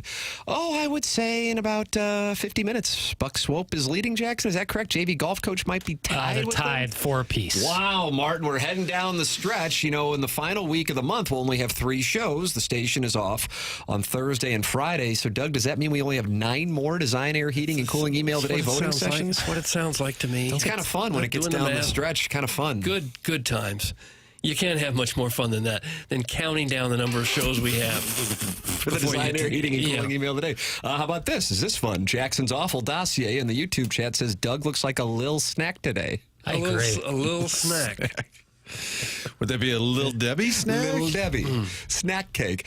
Martin, you brought up the Gary Coleman interview from 2004. I think it might have been 2010, maybe. Was it? Right. It was not Inside Edition, but it was one of those type shows, and he was on set, and there was a lot of questions about his relationship, which had apparently become physical. What just happened to your boy? That looked like a laugh and a sneeze all into one. I'm sorry. So much dust over there. I know. I sneezed. My apologies. No, you don't have to It apologize. was a sneeze. We were concerned, but it was it's like a yelp as sneeze well. weird. Oh, is that right? Was that the lone wolf barking? Is that what that was? We finally got the lone wolf barking? Oh, mighty, right in the middle of the Gary Coleman setup. I know, my bad. But he gets really angry, but the host is determined for him to come back. All right, let's take a listen. Because she's pushing my buttons, and I don't like her now, and the next thing I'm going to do is leave. So all of you. Gary, come back. No, you. Oh, gosh. Chairman Kurt watched the video. The video is outstanding. Is it not hilarious? Yeah, it's phenomenal. It's from The Insider, and there's some allegations of domestic abuse, and Gary just was not having any of it. And Gary was being abused by his wife. Correct. Yes. So it's an uncomfortable topic, but she keeps persisting, and he just snaps and says, "You're pushing my buttons," storms off, and it's a little funnier because he's a little guy. He storms off the set. Come back. I think he has that right, too. For sure. As an interviewer, you don't necessarily have the right to just ask any kind of uncomfortable question you want to. The guy was nice enough to show up and do an interview. Doesn't mean you rip him apart. When's the last guest that stormed out of here? When was that? Swope? When was that? Oh, yeah, Buck Swope could probably tell us.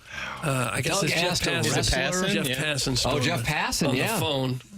You asked Mickey, what was the wrestler's name? Rorick. No. Mickey James. Mickey James, thank you, Chairman. Mickey Rourke played the wrestler, however. Yeah, and Doug asked her about her adult film career, and then we heard the PR person jump in on the line and say, okay, guys, time to... Got to wrap it up now. That'll do it. All I did was Google her name to see who the hell she was. That's the kind of show prep you can get on TMA. Yeah. Wreck me, Doug. Okay, knock it off. Gluten-free perk. All right, we're going to have the Colonel at 10:15. Martin's got things. And do you have things right now that you want to tell people about? You do, and it's Design Air Heating and Cooling. That's Seth Goldcamp. Why didn't he hold the sign over this way? Because he's got a sneezing situation. Well, I get it's like distributing. I distribute the ball to Tim, who then gives it to you in the post, and you finish with the left hand. It's like a flea flicker over here just to get to Design Air. It's not that hard, though. It's a lot Seth simpler. deserves it. Yeah, if you want to get online, it's much easier than a Jackie handoff to Tim, throws it behind the line. It's all part of the plan. Even if we're down at halftime, it's part of the plan. So is calling Design Air for an appointment to check out your HVAC system. Winter is a-coming. I know we've had a great fall. We had a lot of nice weather. It's been unbelievable, but it's going to get cold, and you want to make sure your HVAC is working right. DesignAir.net is where you can set up your appointment. And if the heating system's not working right, it is stressful. And you have somebody come out, you want them to fix it. You don't want them selling you a new unit that you don't need, and that's something Design Air really prides themselves on. They work with their employees, train them, in fact, to be there to do the repair. If you need a replacement, they will let you know. But if it's just a repair, they're going to do that. It can be stressful, and you don't need the added stress of somebody trying to upsell you on a new HVAC system. Seth Goldcamp and the family have been doing this for years, over tens of thousands of satisfied customers since 1904. This is a fourth-generation St. Louis business, longest-running TMA supporter. I don't know if they are that right there. I don't know if they're proud of that longest-running TMA supporter. Yeah, I mean, reputation's all that matters to them, and that's because you deserve a great experience. You can go online at designair.net, set up your appointment right there online, or you can just call Jackson and he can tell Tim to tell me, and then I'll help you set up the appointment. It's really up to you. DesignAirService.com, longest running TMA sponsor the email today. Send yours in. See if you can compete with Buck Swope and a JV golf coach the morning after at InsideSTL.com. Gabe DeArman's going to be with us at 10:15. Missed anything on the program? Podcast via the Schaefer Door Company 101 ESPN app, and Schaefer Door Company, sponsor of the separate TMA STL app. Download both. Joe Buck with us in the Fisher Window and Door Store 8 o'clock hour. Joey Vitali with us in this 5P Academy and Hustle and Heart Sports Performance 9 o'clock hour, and the Sklar Brothers in studio as they will be performing at the Flyover Comedy Festival both tonight in the Grove and tomorrow at the Sheldon Concert Hall. Check out the Sklar Brothers in studio with us, and you can go back and podcast anything via the Schaefer Door Company 101 ESPN app. Tim McKernan, Doug Vaughn, Martin Kilcoyne, Jackson Burkett with you. You can call Chairman Kurt, the Callier and Thompson phone lines at 314-974-0101. You get on the air. It's a magical thing. This is TMA, and it's on 101 ESPN, presented to you by Brown and Crouppen.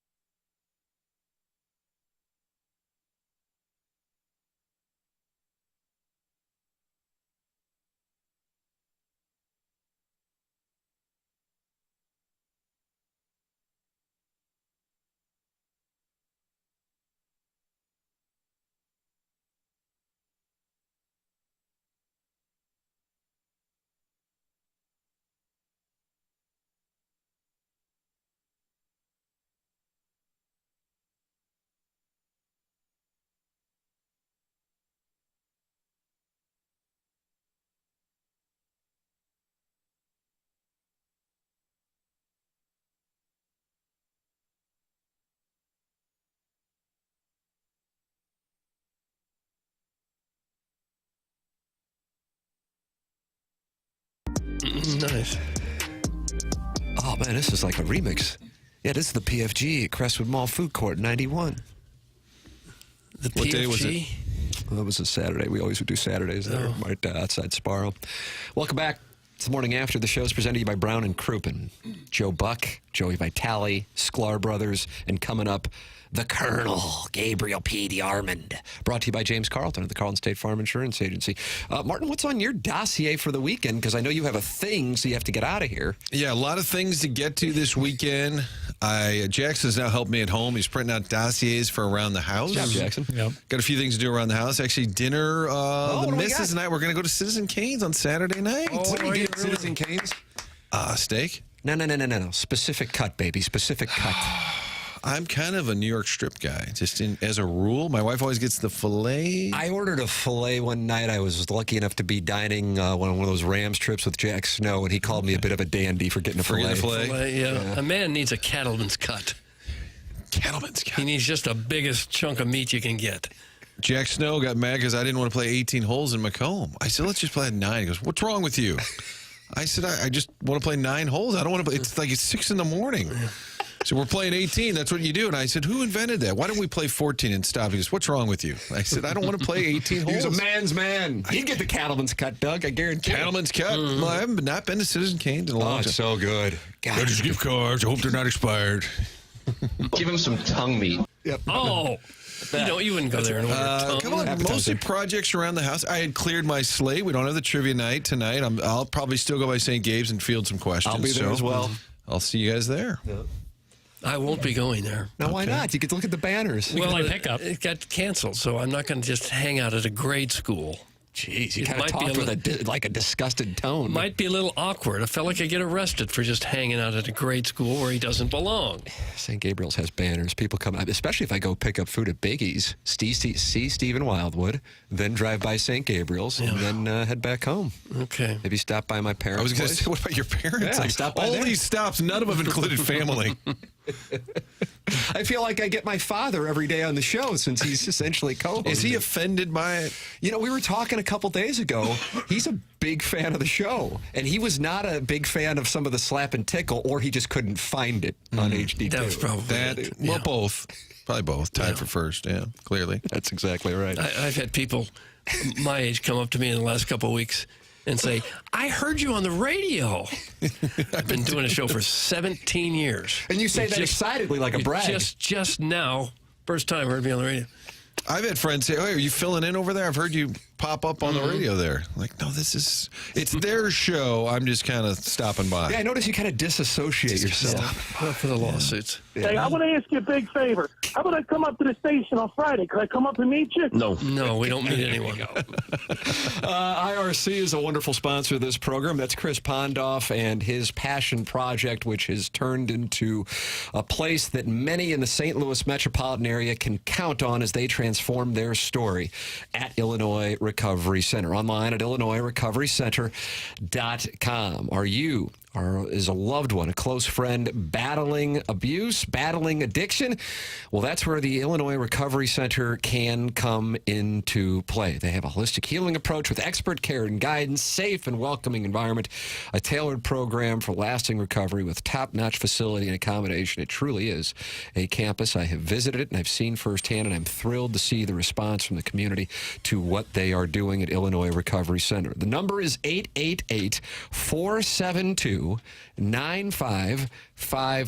or you can visit IllinoisRecoveryCenter.com. It's Illinois Recovery Center in Swansea. Transform your story at Illinois Recovery Center, whether you have made the life-saving choice to seek help on your own, or you want to be prepared for the other end of an addiction intervention with a loved one. The chance to learn about addiction recovery is available to you at the Illinois Recovery Center in Swansea. Go online at IllinoisRecoveryCenter.com. Gabe DeArman going to join us at 10:15. Jackson's got his Friday six-shooter. Doug, you love the six-shooter. What? It's okay. What? It's all right. It's fine for you. It's good. It's a good thing for you. Got the Design, Air, Heating, and Cooling email of the day. Martin, unfortunately, you're going to get online at Citizen Kane's. I got to go. I'm going to go. Did they do that for the tickets, playoff tickets? You know, the Cardinals get in line. just kind of camp out. I think I'll just camp out overnight so I can get in there first in the morning. Get in there. People are saying you got to get the ribeye, and then they said, but Tim said They're going to go filet. Whatever Timmy says is what they're going to choose. It's filet, but Jack Snow would frown on it. Don't be pressured into getting it rare. No, I'm not a rare. What do you go? You go medium rare. Yeah, but there's that plus now you can add. You say, I'll do a little rare plus. Oh, I'm medium not aware plus. of this. You can add a plus to it. Really? Yeah. Gets Sports another plus. minute. Medium is fine. You don't need to be eating. That's how I like it, But Doug. a tick below medium. Medium rare. I like it. Hey, you know what? Some people like some things, and some people like other that's things. true. Producer Joe, think about that. That's the mantra of this program. Martin, have a wonderful weekend. I'll see you at St. Gabriel's in the parking lot tonight. We'll be fielding questions. We'll at least do one round, okay? Let's do one round of trivia. Colonel's going to join us coming up in the 10 o'clock hour, which is brought to you by Munganess, St. Louis Acura, Munganess, Burkhardt, Alton, Toyota, plus Jackson six-shooter in the Design, Air, Heating, and Cooling email today. This is TMA, presented to you by Brown & Crouppen on 101 ESPN.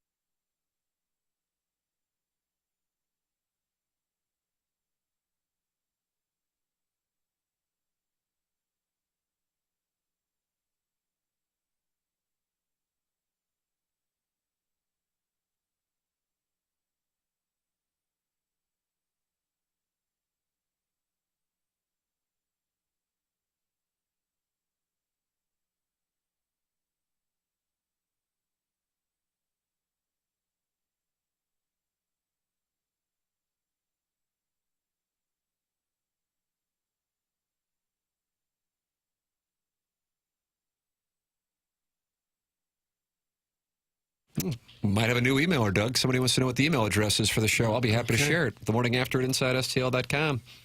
618, there you go. Compete. See if you can compete with Buck Swope. See if Chairman Cardinal let you through. His filter is a fortress. His filter is a fortress. Yeah, it's not easy to get through now. In fact, you're sideways with Engine Joe's Cave Ride Magic Man about your filter being a fortress? He just likes to go on Facebook and create a ruckus about it. Oh, does he? This is on him, not on me. All right, we'll see if Butchie responds. The morning after at InsideSTL.com, Design, Air, Heating, and Cooling email of the day. James Carlton presents the Colonel coming up at 10:15. And Jackson's got the Friday six-shooter on the program, which has already had Joe Buck, Joey Vitali, and the Sklar Brothers in studio. You can go back and podcast anytime you want. It's the TMA STL app presented to you by Schaefer Door Company. This hour is brought to you by Munganess, St. Louis Acura, and Munganess, Burkhardt, Alton, Toyota. That's how you can get into the program and partake. And you can watch it on YouTube. And a lot of people think Doug looks like a little dish today. And I don't know. I think you always dish. do. But today, I guess maybe it's the blue sweater, bringing out the color of your eyes. Okay. Kind of looks like your Roy Williams in 2005 on the sidelines at the Dome for a scrimmage right before the boys take on ILL. Okay, might coach up Carolina today later. Yep. God, that just reminded me that they play the Final Four sometimes in football stadiums, and it's just so bad. Oh, now Jackson's in a bad place. Oh, you didn't like it when he was here at the Dome? No, put it in a basketball arena. The seats are terrible. The atmosphere sucks when you do that. I hate that. But it's a TV show. It makes a TV show worse. You make a lot more money at the venue, and it's just a TV show that the whole nation is watching anyway. It's the what do I call it, Tim? The creative capitalistic threshold. Where what in the world are you talking about? Or you seriously stop. We get rid of some of the great creative aspects of things because of money. That's right. And that's a prime example. Works. I know. Ain't that America for you and me? Ain't that America we're something to see? Ain't that America little pink houses for you and me? Think about that. Okay, I'm not going to think about any of that. Who wants to watch John Cougar Mellencamp? Your call. I don't know who wants to watch a basketball game from the nosebleeds of the Dome. Oh yeah, they're terrible seats in person, but you still pay a couple $100 to get in there. Yeah, the court is 94 feet long. It's just not. It's not built for a football arena. That's what frustrates me. I went to see Mizzou play St. Louis U there years ago. Sat in like the absolute top row. Could you see? I went right at the last minute. Schnook said, "Hey, we got $5 tickets." Went, an hour before the game started, we went and bought them and then went. And I was sitting next to Lou Brock. Oh, nice. And he said, "What are you doing up here?" I said, "What are you doing up here?" And Larry Hughes got hurt that game, and we didn't even know it. We couldn't even see who it was that got hurt. We knew someone got carried off. Turned out to be Larry Hughes. It's pretty simple, Comrade Burkett. It's about money. You're such a commie. Steve nailed it earlier. You should play his mic drop again. That's from the Warson Woods Wacko. Well, therein lies the rub, man. This is what happens: is you get worse products at the cost of money. And that's what else has been ruined because of money? You got how much time you got? It's only a 4-hour program. Just give me an example or two. Doug isn't a friend of the six-shooter anyway. Yeah, for real. Roy Williams over there busting my chops. Oh, there's so many different things. Go ahead. You can look at the way Game of Thrones ended. I think we all would have preferred to wait until George R.R. Martin finished writing it, and we could have got a quality ending. Instead, they rushed it, and we got what we got. And now it's a little bit tainted. Now there are people. Tim doesn't watch House of the Dragon because of the taste Game of Thrones left in his mouth. That's correct. That is true. Yeah, and that was about money. They wanted to capitalize while it was hot. Yes, absolutely. And I get that from their perspective, but that's what happens. That costs you. Listen how riled up this Jax guy is. He must have been up late watching Kamala and Megan Thee Stallion hype videos. That's from Mr. Siders. He's critical of your 7-iron distance. Megan Thee Stallion in a hype video? I don't know. I don't think so. What is that? I like some of Megan Thee Stallion's music. I don't know if I'd watch a hype video. Doug, watch this. Body, yaddy, yaddy, yaddy, yaddy, yaddy, yaddy. That's great music. It's fantastic music. Can you ask Gabe if it's true that Mizzou pumps in crowd noise in the south end zone? There was a Oklahoma beat writer, I guess. Mm-hmm. This is what happens when fans become... Bingo. And he was accusing Missouri of pumping in noise in the south end zone and that impacting Oklahoma's usually well-oiled machine of an offense. Yep. So we'll talk with the Colonel about that. You're welcome to send in your questions to the Colonel. He's going to join us coming up next. He's brought to you by James Carlton of the Carlton State Farm Insurance Agency, Tim McKernan, Doug Vaughn, Chairman Kurt, because Martin had to leave for a thing, Jackson Burkett with you. It's the Munganess St. Louis Acura, Munganess Burkhardt Alton Toyota, 10 o'clock hour on TMA. This show is presented to you by Brown & Crouppen on 101 ESPN and the 101 ESPN and TMA STL YouTube channels.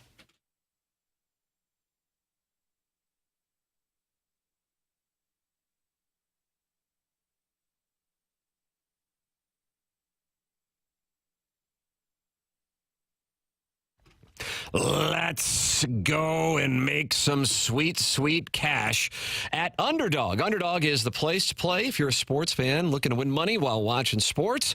With over 5 million happy players and $2 billion won, Underdog makes it fun and easy to cash in on all your favorite athletes' performances. Oh, I bet Saquon did you well last night. Saquon's doing everybody well every week. He was off and running in the second half for Philadelphia. What do you like this weekend? Well, this season, Underdog will be running a special promo or bonus almost every single day, like Profit Boost, where you can pump up your winnings in just a tap when you apply the boost to eligible entries, discounts where you'll get adjusted projections on certain players' stats to give you a better shot at a big big W. And free picks, they're basically a sure thing. A player just has to get higher than 0.5 for that selection to win. Plus, all new users get a free pick. Download the app, sign up with promo code PARTY, and deposit now to get up to $1,000 in bonus cash instantly. That's promo code PARTY. Must be 18 or older and present in a state where Underdogs Fantasy operates. Terms apply. Concerned with your play? Call 1-800-GAMBLER or visit ncpgambling.org.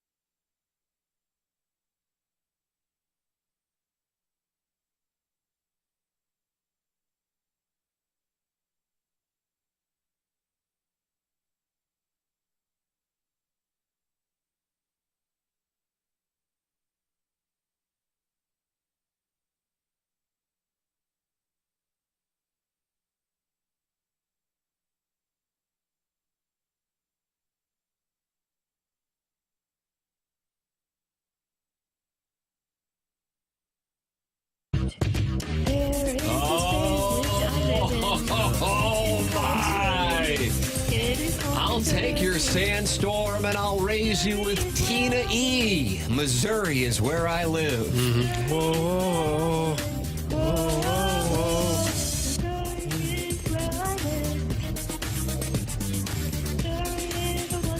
whoa. This explains Missouri's good home record. That's right. You can't come into their building and hear this and walk out with a What W. if they would have played this at Bryant-Denny instead of Dixieland Delight? Different outcome completely. Thank you.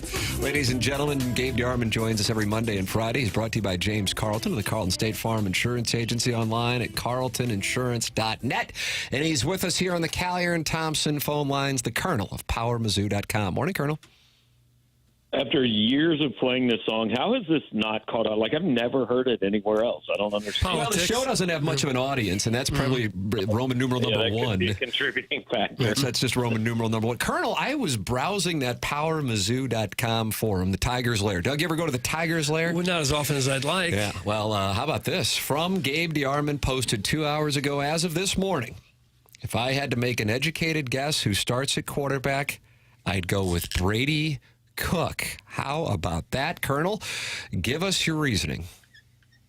Well, first of all, the first indication was when he was listed as doubtful this week. He was listed as doubtful against Alabama. We were pretty sure he was going to play. He did. He was listed as questionable against Oklahoma. We were pretty sure he wasn't going to play. He didn't. So, like, I think Eli Drinkwitz has played some games with these availability reports, but just kind of, you know, he hadn't been ruled out. Like, last week, there was almost no chance he was playing. The hope always, I think, was, you know, I was even hearing last week, like, hey, South Carolina's not out of the question. And just kind of things I'm hearing, I think if he can give it a go, he's going to give it a go. Will he finish the game? I don't know. But and I want to be clear, like, I don't know. I'm not saying Brady Cook is the starter. Just based on what I hear, that's where I'm leaning. Well, and it could be that the defense might be just as big a factor. South Carolina's put up some big numbers on some teams, including A&M, put 44 up on them. You think Mizzou defense can handle them and keep them in check? Yeah, I mean, they've really run the ball well. They're not a great passing offense. I've said this a few times. Lenora Sellers reminds me of watching Brad Smith. Just the way he runs, you know, he's tough to bring down. He's a great runner. They don't have a lot of weapons in the passing game.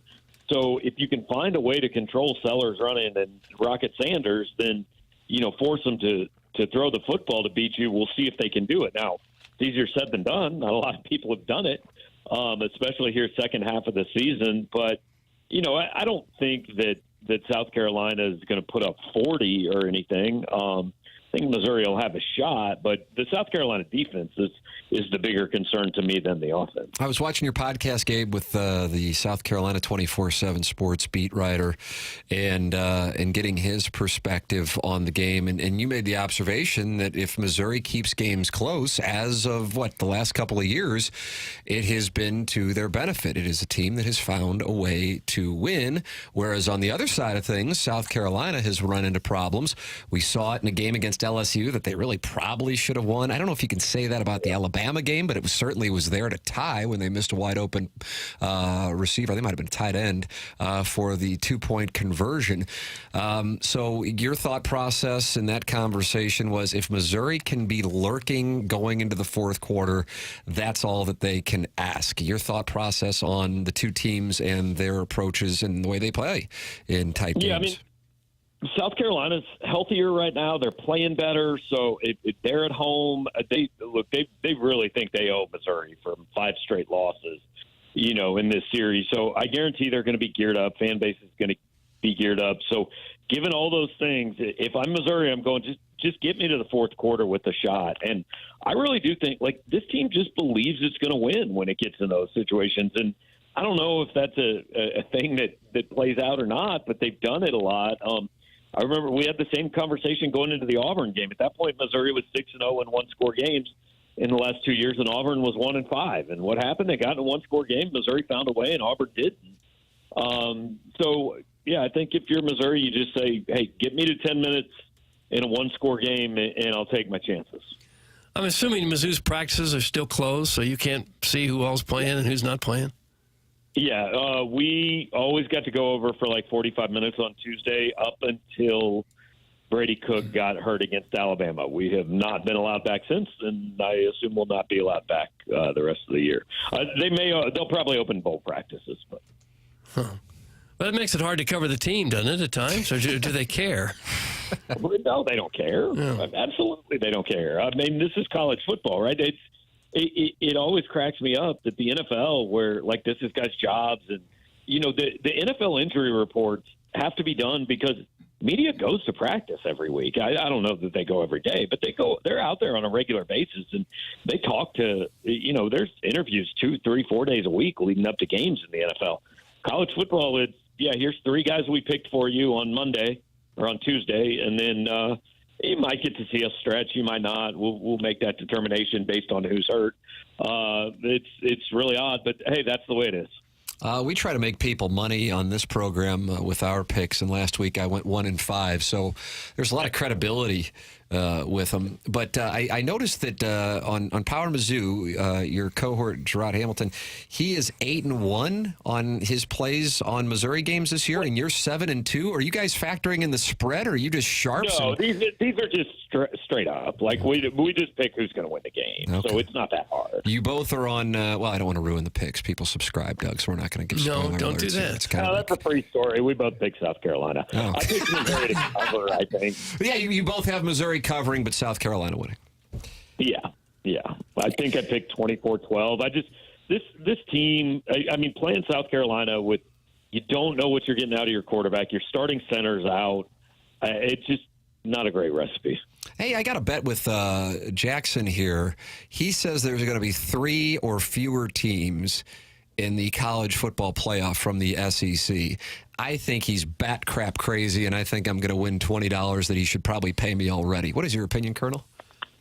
Yeah, I think there will probably be 4. I mean, there's going to be 4 from the Big Ten, probably.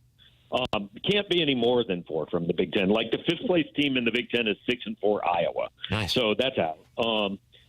The only way there's only 3 from the SEC is if all those Big Ten teams get in. If Notre Dame gets in, then if either the ACC or the Big 12 becomes a 2-bid league, the Big 12 has the best shot, which would be BYU going 12-0 and then losing the conference title game. If Miami goes into the ACC title game at 11-1 and loses, I don't feel great about their chances. I mean, they haven't really beat anybody. So I think you'll get 4 SEC teams, would be my guess.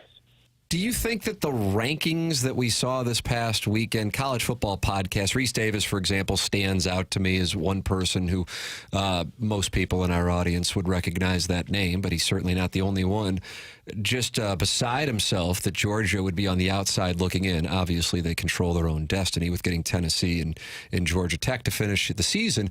But that if you're sitting there going, my gosh, Georgia Tech has the toughest schedule in the country, pick Indiana, pick BYU, pick other teams, whether they be from the Big Ten or the SEC, and what record would they have? In other words, if Georgia somehow were on the outside looking in with that schedule, it's going to incentivize teams to schedule as lightly as possible. What is your opinion of the way that the college football playoff rankings sit and the message they're sending schedule-wise? Well, my biggest problem with these rankings is they should not do them during the season. This is done to be a TV show to get people talking and, frankly, to get people angry. Like, we've seen it over and over. Last year, Georgia went from 1 to 6 because the last ranking, they lost to Alabama by, I think, a field goal in the SEC title game. And they said, well, we have to find a way for them not to be in the playoffs, so we have to put them down at number 6. You know, a few years ago, remember when TCU and Baylor were, like, right there at 3-4, and whoever won, they just said, yeah, we just don't think they should be in. So the last one, we're just going to move them out. These rankings don't matter at all. Like, they put them out. They're a TV show, and that's all they are. All they do with these rankings 5 weeks ahead of time is set themselves up to look stupid. And I guess it works. Hey, it's like it's honestly, it's like every other show on ESPN. All they do is say things to get people talking about it. They don't really care what you think of it. And so, yes, I think college football forever has told you just schedule as easy as you can. Just get wins, and that's going to impress people. I mean, if you go through the top 25 at the end of last year, it was the unbeaten team won it, and then it was everybody with 1 loss, and then starting with, I forget, I think Missouri was the top 2 loss teams, but then it was everybody with 2 losses. All they did is go down the records, you know, and fans twist themselves into a pretzel. I mean, I've had fans say, look, Missouri should be above, above like LSU and South Carolina because they've lost 3 games. But Missouri should also be above Indiana because they haven't played anybody. I mean, you have to go one way or the other. It can't be both. You think we got a guy here, Kurt, has made a big chart on what Chairman Kurt, on what needs to happen for Mizzou to get in the playoffs. You see any chance at all of them getting in the playoffs? I mean, it takes chaos. You need Notre Dame out of the way. You might need Miami to lose again. It would help you if Indiana lost again. And then their problem is there's 7 SEC teams that have a chance, and they are clearly 7th in that pecking order. I mean, Alabama and A&M, if they lose 3 games, I can still make a pretty easy argument they deserve to get in over 10-2 Missouri because, I mean, they pounded Missouri head-to-head. And then, you know, if you take a team like Georgia, we were just talking about 9-3 against the best schedule in the country versus 10-2 Missouri, whose best win would be at South Carolina. That's a debate. So I think their biggest problem is there's just too many teams in their league. If you're talking, they need 5 SEC teams to get in, and they need like Ole Miss to lose a game they probably shouldn't lose. They need either A&M or Alabama to lose probably twice. I just think it's not impossible, but I just think we're spending time talking about something that is very, very unrealistic. And look, it might be all over. Missouri goes and loses tomorrow, then none of this matters at all. Yeah. Final question. How about that Mississippi Valley State Club? Yes. Yeah, not super impressive. As I wrote last night, think that's the worst team I've ever seen play at Mizzou Arena. And I was I thought that's what you sent to our group text. Did you actually write that in your column too? Yeah, I did write it in my post. Nice. Yeah. Yeah, I mean, they had, I think, so my favorite stat was if Missouri had only made 2-point shots, they would have won. If they had only made 3-point shots, they would have won. Because they made more of both of those than Mississippi Valley State made total shots in the game. Nice. Had 13 field goals, and I think it was like 23 or 24 turnovers. Did have a solid 3 to 23 assist to turnover ratio, though. Wouldn't you think a really good high school team could have played closer than 111 to 39? No. You would think so. No. I think they probably could. I mean, on the right night, yeah, maybe not every night, but sometimes. Yeah, really good team. Like, are we talking like one of the best teams in the country? No, best team in Missouri. No. Because they're going to probably have a Division One. Like probably Camdenton, they probably could have kept like IMG. Yes. Jackson, your 2014 Ladue team that beat Tatum? Had some talent, but no, I still don't think. I mean, these are some of the best players in the world. Have you guys seen Marceline play this year? What's that, Colonel? Have you seen Marceline play this year? I think you watched a lot of their film. I have. I've seen quite a bit of them. I don't mind them. They get hot. They could scare somebody. Missouri hosts Rock Chalk at noon on Sunday, December 8th. You going to be there, Jackson? Probably not. Oh, you're passing. Well, expensive tickets. Here's the worst part about that. That's the same. Like that's almost exactly the same time as the college football playoff selection and bowl announcements and stuff. How are you going to handle it? I don't know yet. Oh, God, that speaks volumes. Missouri's playing Kansas, and you might stay at home to watch the show. God almighty. I might have to be on YouTube, Tim. We've got the man. Yes, the post-game show. Doug, that's where I'll be watching tomorrow, right before I go to that first-grade parents' party. Yeah, boy, you're going to have a wild day for yourself. Watching Gabe on YouTube. You better slow down a little bit. Yeah, I'm out of control. Colonel, always enjoy the conversation. We'll be looking forward to the post-game show on powermizzou.com and all of the coverage before and after. Gabe DeArman, brought to you by James Carlton. Thank you, Colonel.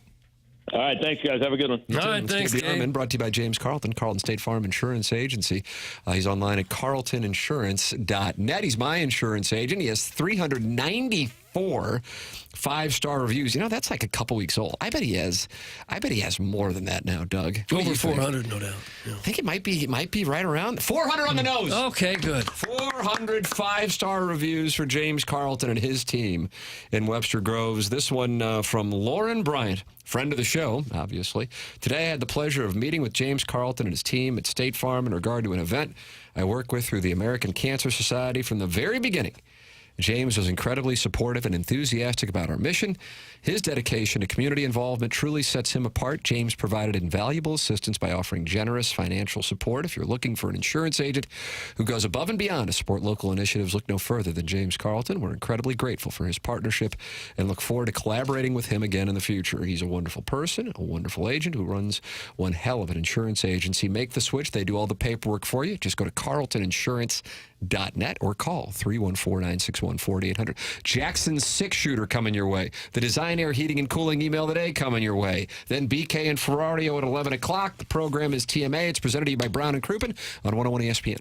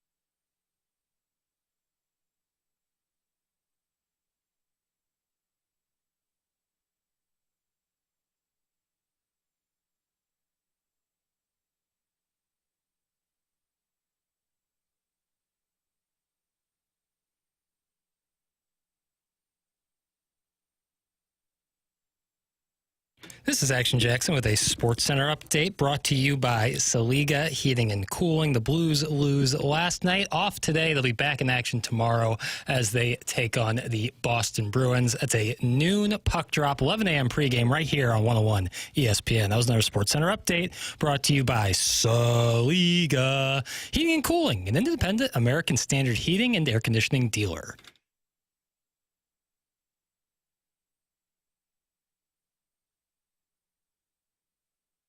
TMA, Brian and Crouppen, presenting sponsor, Munganess, 10 o'clock hour. Design Air Heating and Cooling. Email today coming your way. Matter of moments. What you gonna do? What you gonna do? Joe Buck with us. Joey Vitali with us. The Sklar Brothers in studio. Gabe DeArman, brought to you by James Carlton. I don't know. What else do you want, Doug? I don't know. I don't want anything else at this point. Well, then Jackson's going to serve you up a delicious dessert, and it's called the 6-Shooter, followed by the Design Air Heating and Cooling email of the day, and you're going to leave here with your belly full. Oh. All right, Jackson. We got a 6-shooter question? Yeah. I do. It's a little on the goofier side, but it's sports related. We talked earlier about, what did we talk about that led me to think this? Somebody You're making up the question right now, aren't you? Somebody Did the NBA make it here? No. Mount Rushmore of St. Louis athletes. No. Joey Vitali mentioned Drew Bannister wore the Stone Cold Steve Austin. You don't have to act like you're reading this. I'm not reading it, I promise you. But I'm just telling you, don't have to act like it. Was I acting like it? Yeah. Okay. Joey Vitali was talking about Drew Bannister wearing that Stone Cold Steve Austin shirt. Oh, sure. And it had me think, the guys that wear the suits behind the bench and baseball. Yeah, the coaches. Yes, the coaches. And then obviously in baseball, the managers wear the actual uniform, which is kind of goofy if you think about it. Mm-hmm. What would be the funniest sport where the coach would dress up like the players? Football. They had a helmet and shoulder pads on. All right, we can move to question 2. Kind of weird, wouldn't it? I was thinking hoops. You're always thinking hoops. Think of George. Quit trying to groom us. Think of George Karl wearing a Denver Nuggets uniform on the sideline. No undershirt, just in a little jersey. Wouldn't that be funny? Would be strange. We'll give you second, but hockey might be second place too. If they're standing on the bench with skates on. Right. Hair Davis Payne. Hair Davis Payne, Doug. Mm-hmm. Yeah. All right, well, that didn't No, that at didn't least work it's as well some as I thought it fascinating would. discussion. I didn't think that was...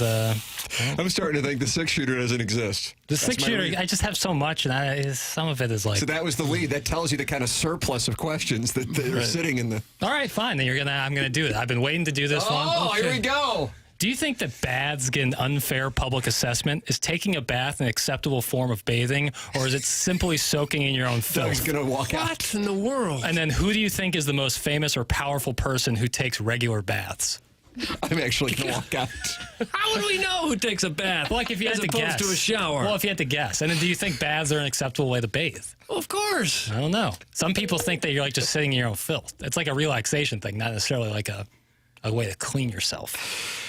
I want your thoughts. When's the last time you took a bath, Doug? Oh, it's been a long time. Long time. Do you ever draw yourself a bath? Yeah, every time I take a bath, I have to draw it first. No, gosh, what a question. Who do I think might take a bath as opposed to a shower? Like Sir Ben Kingsley. I bet he takes a bath. I guess maybe someone in a wheelchair would probably take a bath. I bet Drink ran himself a nice bubble bath you think after he the draws Oklahoma a bath? win. Yeah. I think he draws a bath.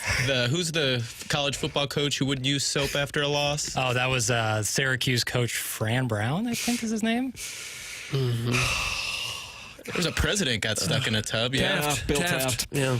Well, these questions are Criticism would be acceptable today. What a great question. Real brain tickler. Great convo starter. I think it took all of 4 seconds for Doug and KG to cook up an answer. Barely enough time for Tim to open his Instagram. That's from Brian Henshin. And he says Anthony Richardson is going to quarterback for the Colts this weekend, and he's going to find out who they are playing. Okay. So the opponent is, let's see. Guys, I'm a huge bath man. Love watching my Tennis float to the top and bob like a mini apple? Oh. That's from Ernie Bjorkman. See, we didn't need that. Do you think Gene Shallot's taking baths?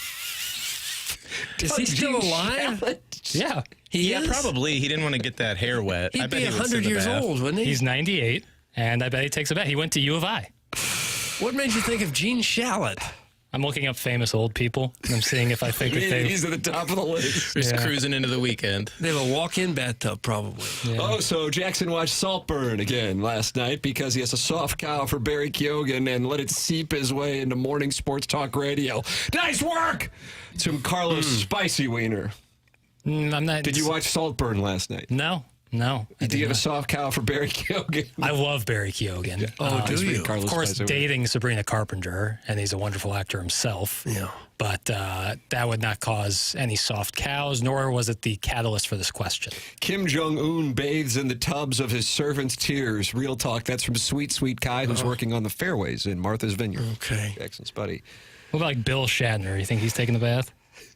Has he ever taken a bath? Of No, course. like I think, like I'm just trying to think of people who are like actively taking baths. Well, how are you going to know? I know that's the real mystery of it. Well, I was trying to ask you guys. This is the worst question I've ever heard. I like the question. I've asked worse. Thank you, KG. You're Who filling in takes for Martin bath? for my alliance. Yeah. The question is, who takes a Has bath? to simp for Jackson. It's true. 2 days in a row with these low IQ questions. That's from the Crystal City Clamhammer. More like a suck shooter. That's from Manute Bowl eligible. You're better than that. If Mizzou wins on Saturday, I will do nothing but baths for a week straight. Wow. All right. Fight Tiger. I'll live Beat stream it. Gamecock.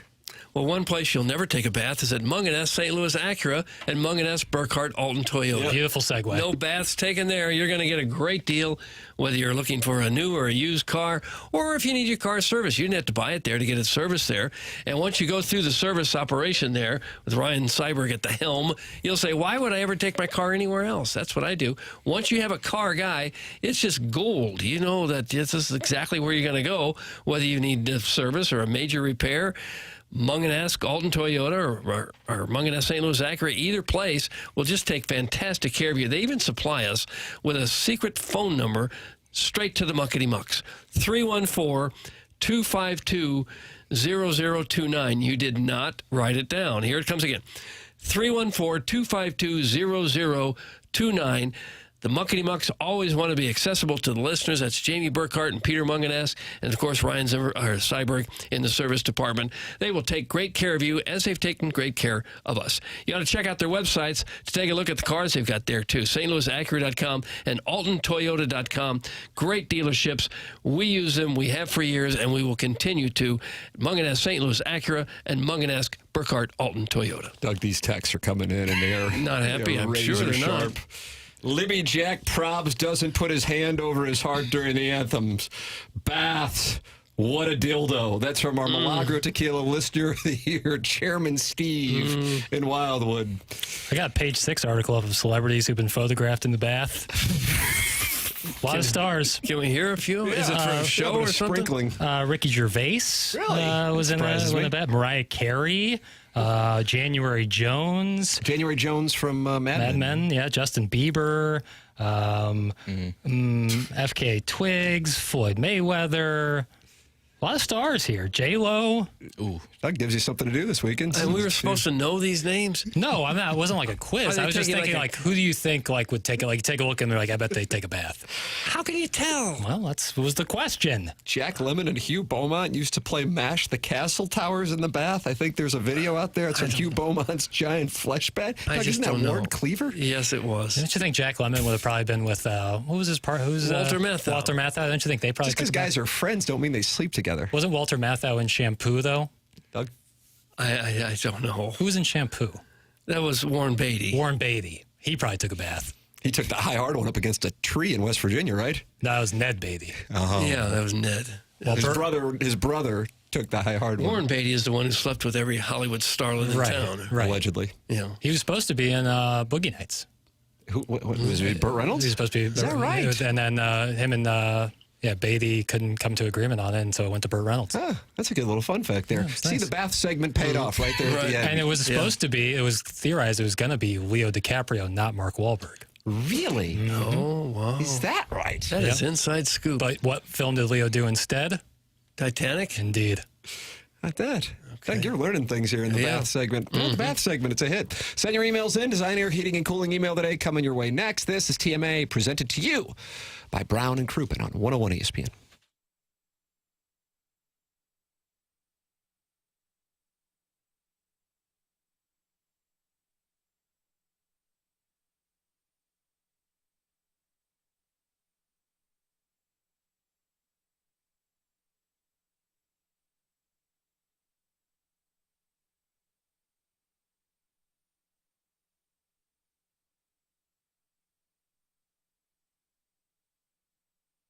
Hey, this is Tim McKernan here to talk to you about a new sponsor on TMA. That sponsor is Aesthetic Design and Build. They have been building high-quality custom decks and outdoor living spaces now for over 30 years.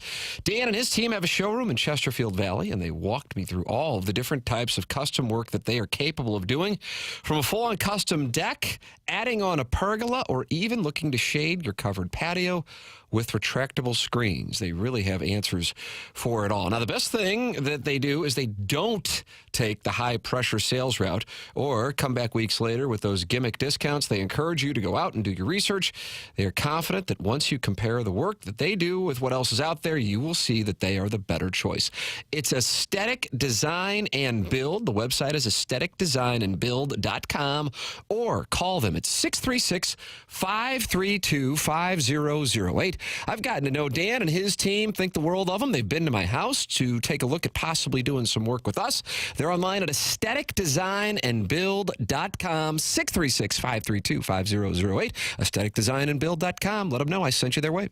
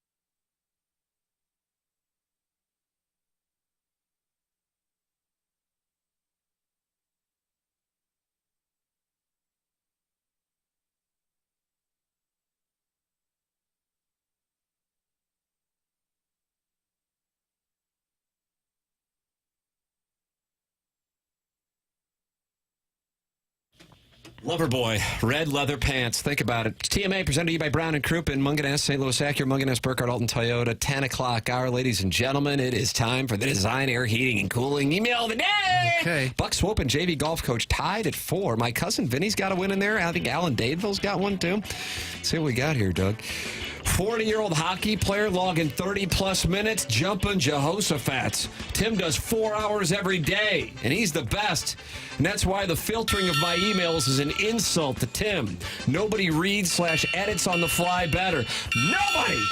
But this email is about the first time I saw a guy get painfully racked.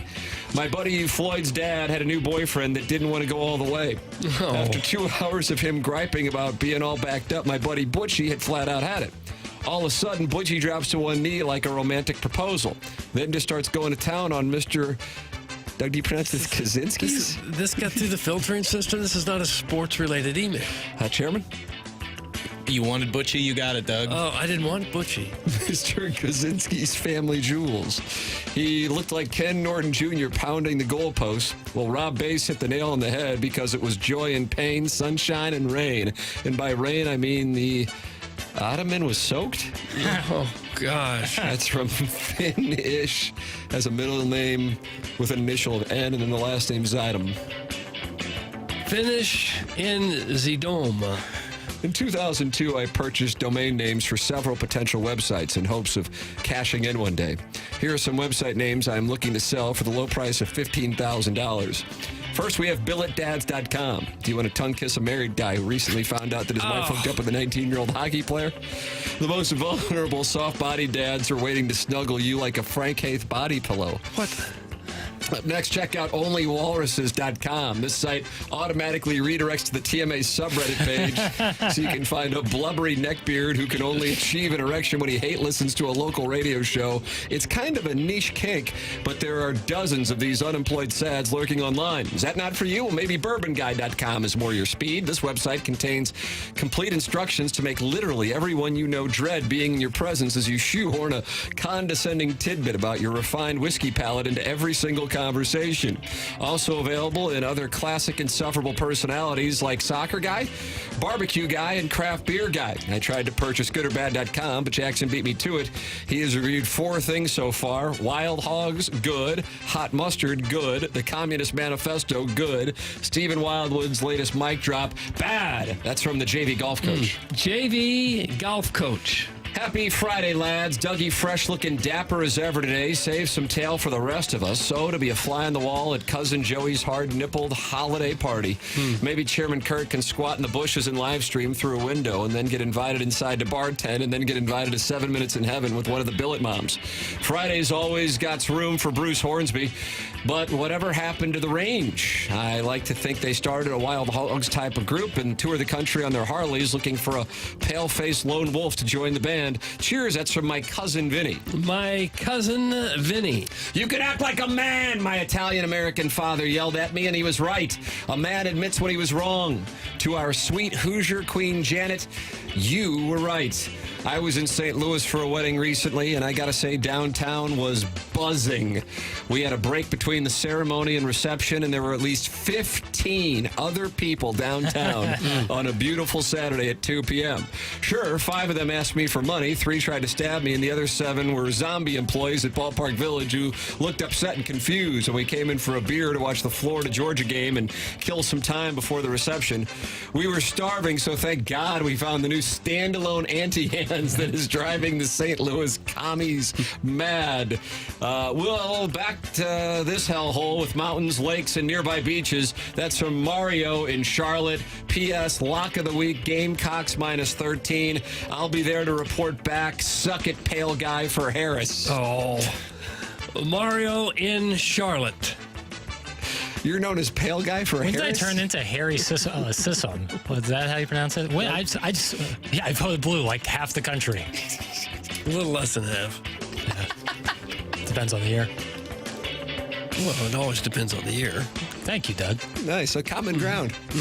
All right, and finally, Sadie Hawkins, Doug. The Blues lost in overtime as Drew Bannister benched Jordan Kyrou late in the third period to prevent Kyrou from turning the puck over and letting the other team win in regulation for the 3rd Thursday in a row.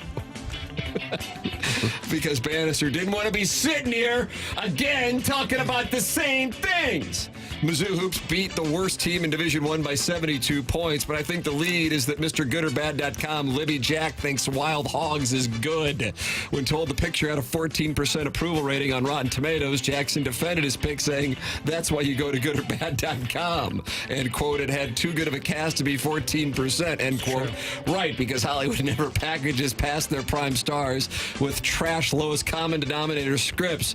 I bet Libby Jack enjoyed director Walt Becker's next picture, 2009's Old Dogs, another Travolta vehicle, which has a 5% rating on Rotten Tomatoes. Also, anyone who goes to GoodOrBad.com for Libby Jack's opinion on trashed post-Battlefield Earth John Travolta pictures will be disappointed to find no movie ratings at all, just a for sale sign by someone named Mark Upgrade. The good news is that Libby Jack's GoodOrBad.com is still available. Ours is the type of presentation where a 50-something day drinker and late-night masturbator feels free to drop in at any time and hold the lots of you accountable for how much the show sucks now because you talk too much sports when all the teams here suck. Libby Jack's tired NBA Sports Center update shtick and how the show was better when the old man just rambled on indefinitely about his petty grievances and then gave Mandy Murphy his best. Thanks, that's from Buck Swope, and that's what we have for the Design Air Heating and Cooling email of the day. Today I'm going to vote for a fellow by the name of Mario in Charlotte. Chairman? I'm going to go with that guy, Finn-ish in Zidane. That's correct. It was vile.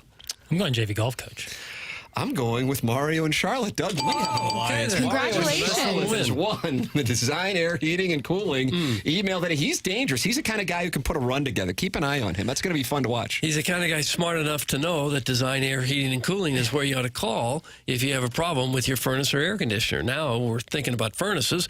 Got down into the 30s, I think, this morning. Yeah. So you got to make sure that furnace is running well. If there's any kind of problem, or maybe you just need regular maintenance so you don't have big problems down the line, Design Air is the place to call. It's a fourth-generation St. Louis business. Seth Goldcamp and his family have served over 10,000 customers since 1904. I like that. And they are the longest-running TMA supporter and advertiser now on the show. They're known for their honesty and going above and beyond. They've installed a new furnace for me. They've installed one for my son. They just do fantastic work. They will actually an air conditioner for my son, but they will never upsell. They'll always give you exactly what you need and nothing more. That's how they train their employees, and they do take that reputation very seriously. Their website is easy to navigate with the convenience of online scheduling for all of your heating and cooling needs. Choose Design Air Heating and Cooling. And that air has an E at the end of it. It's not AIR, it's AIRE.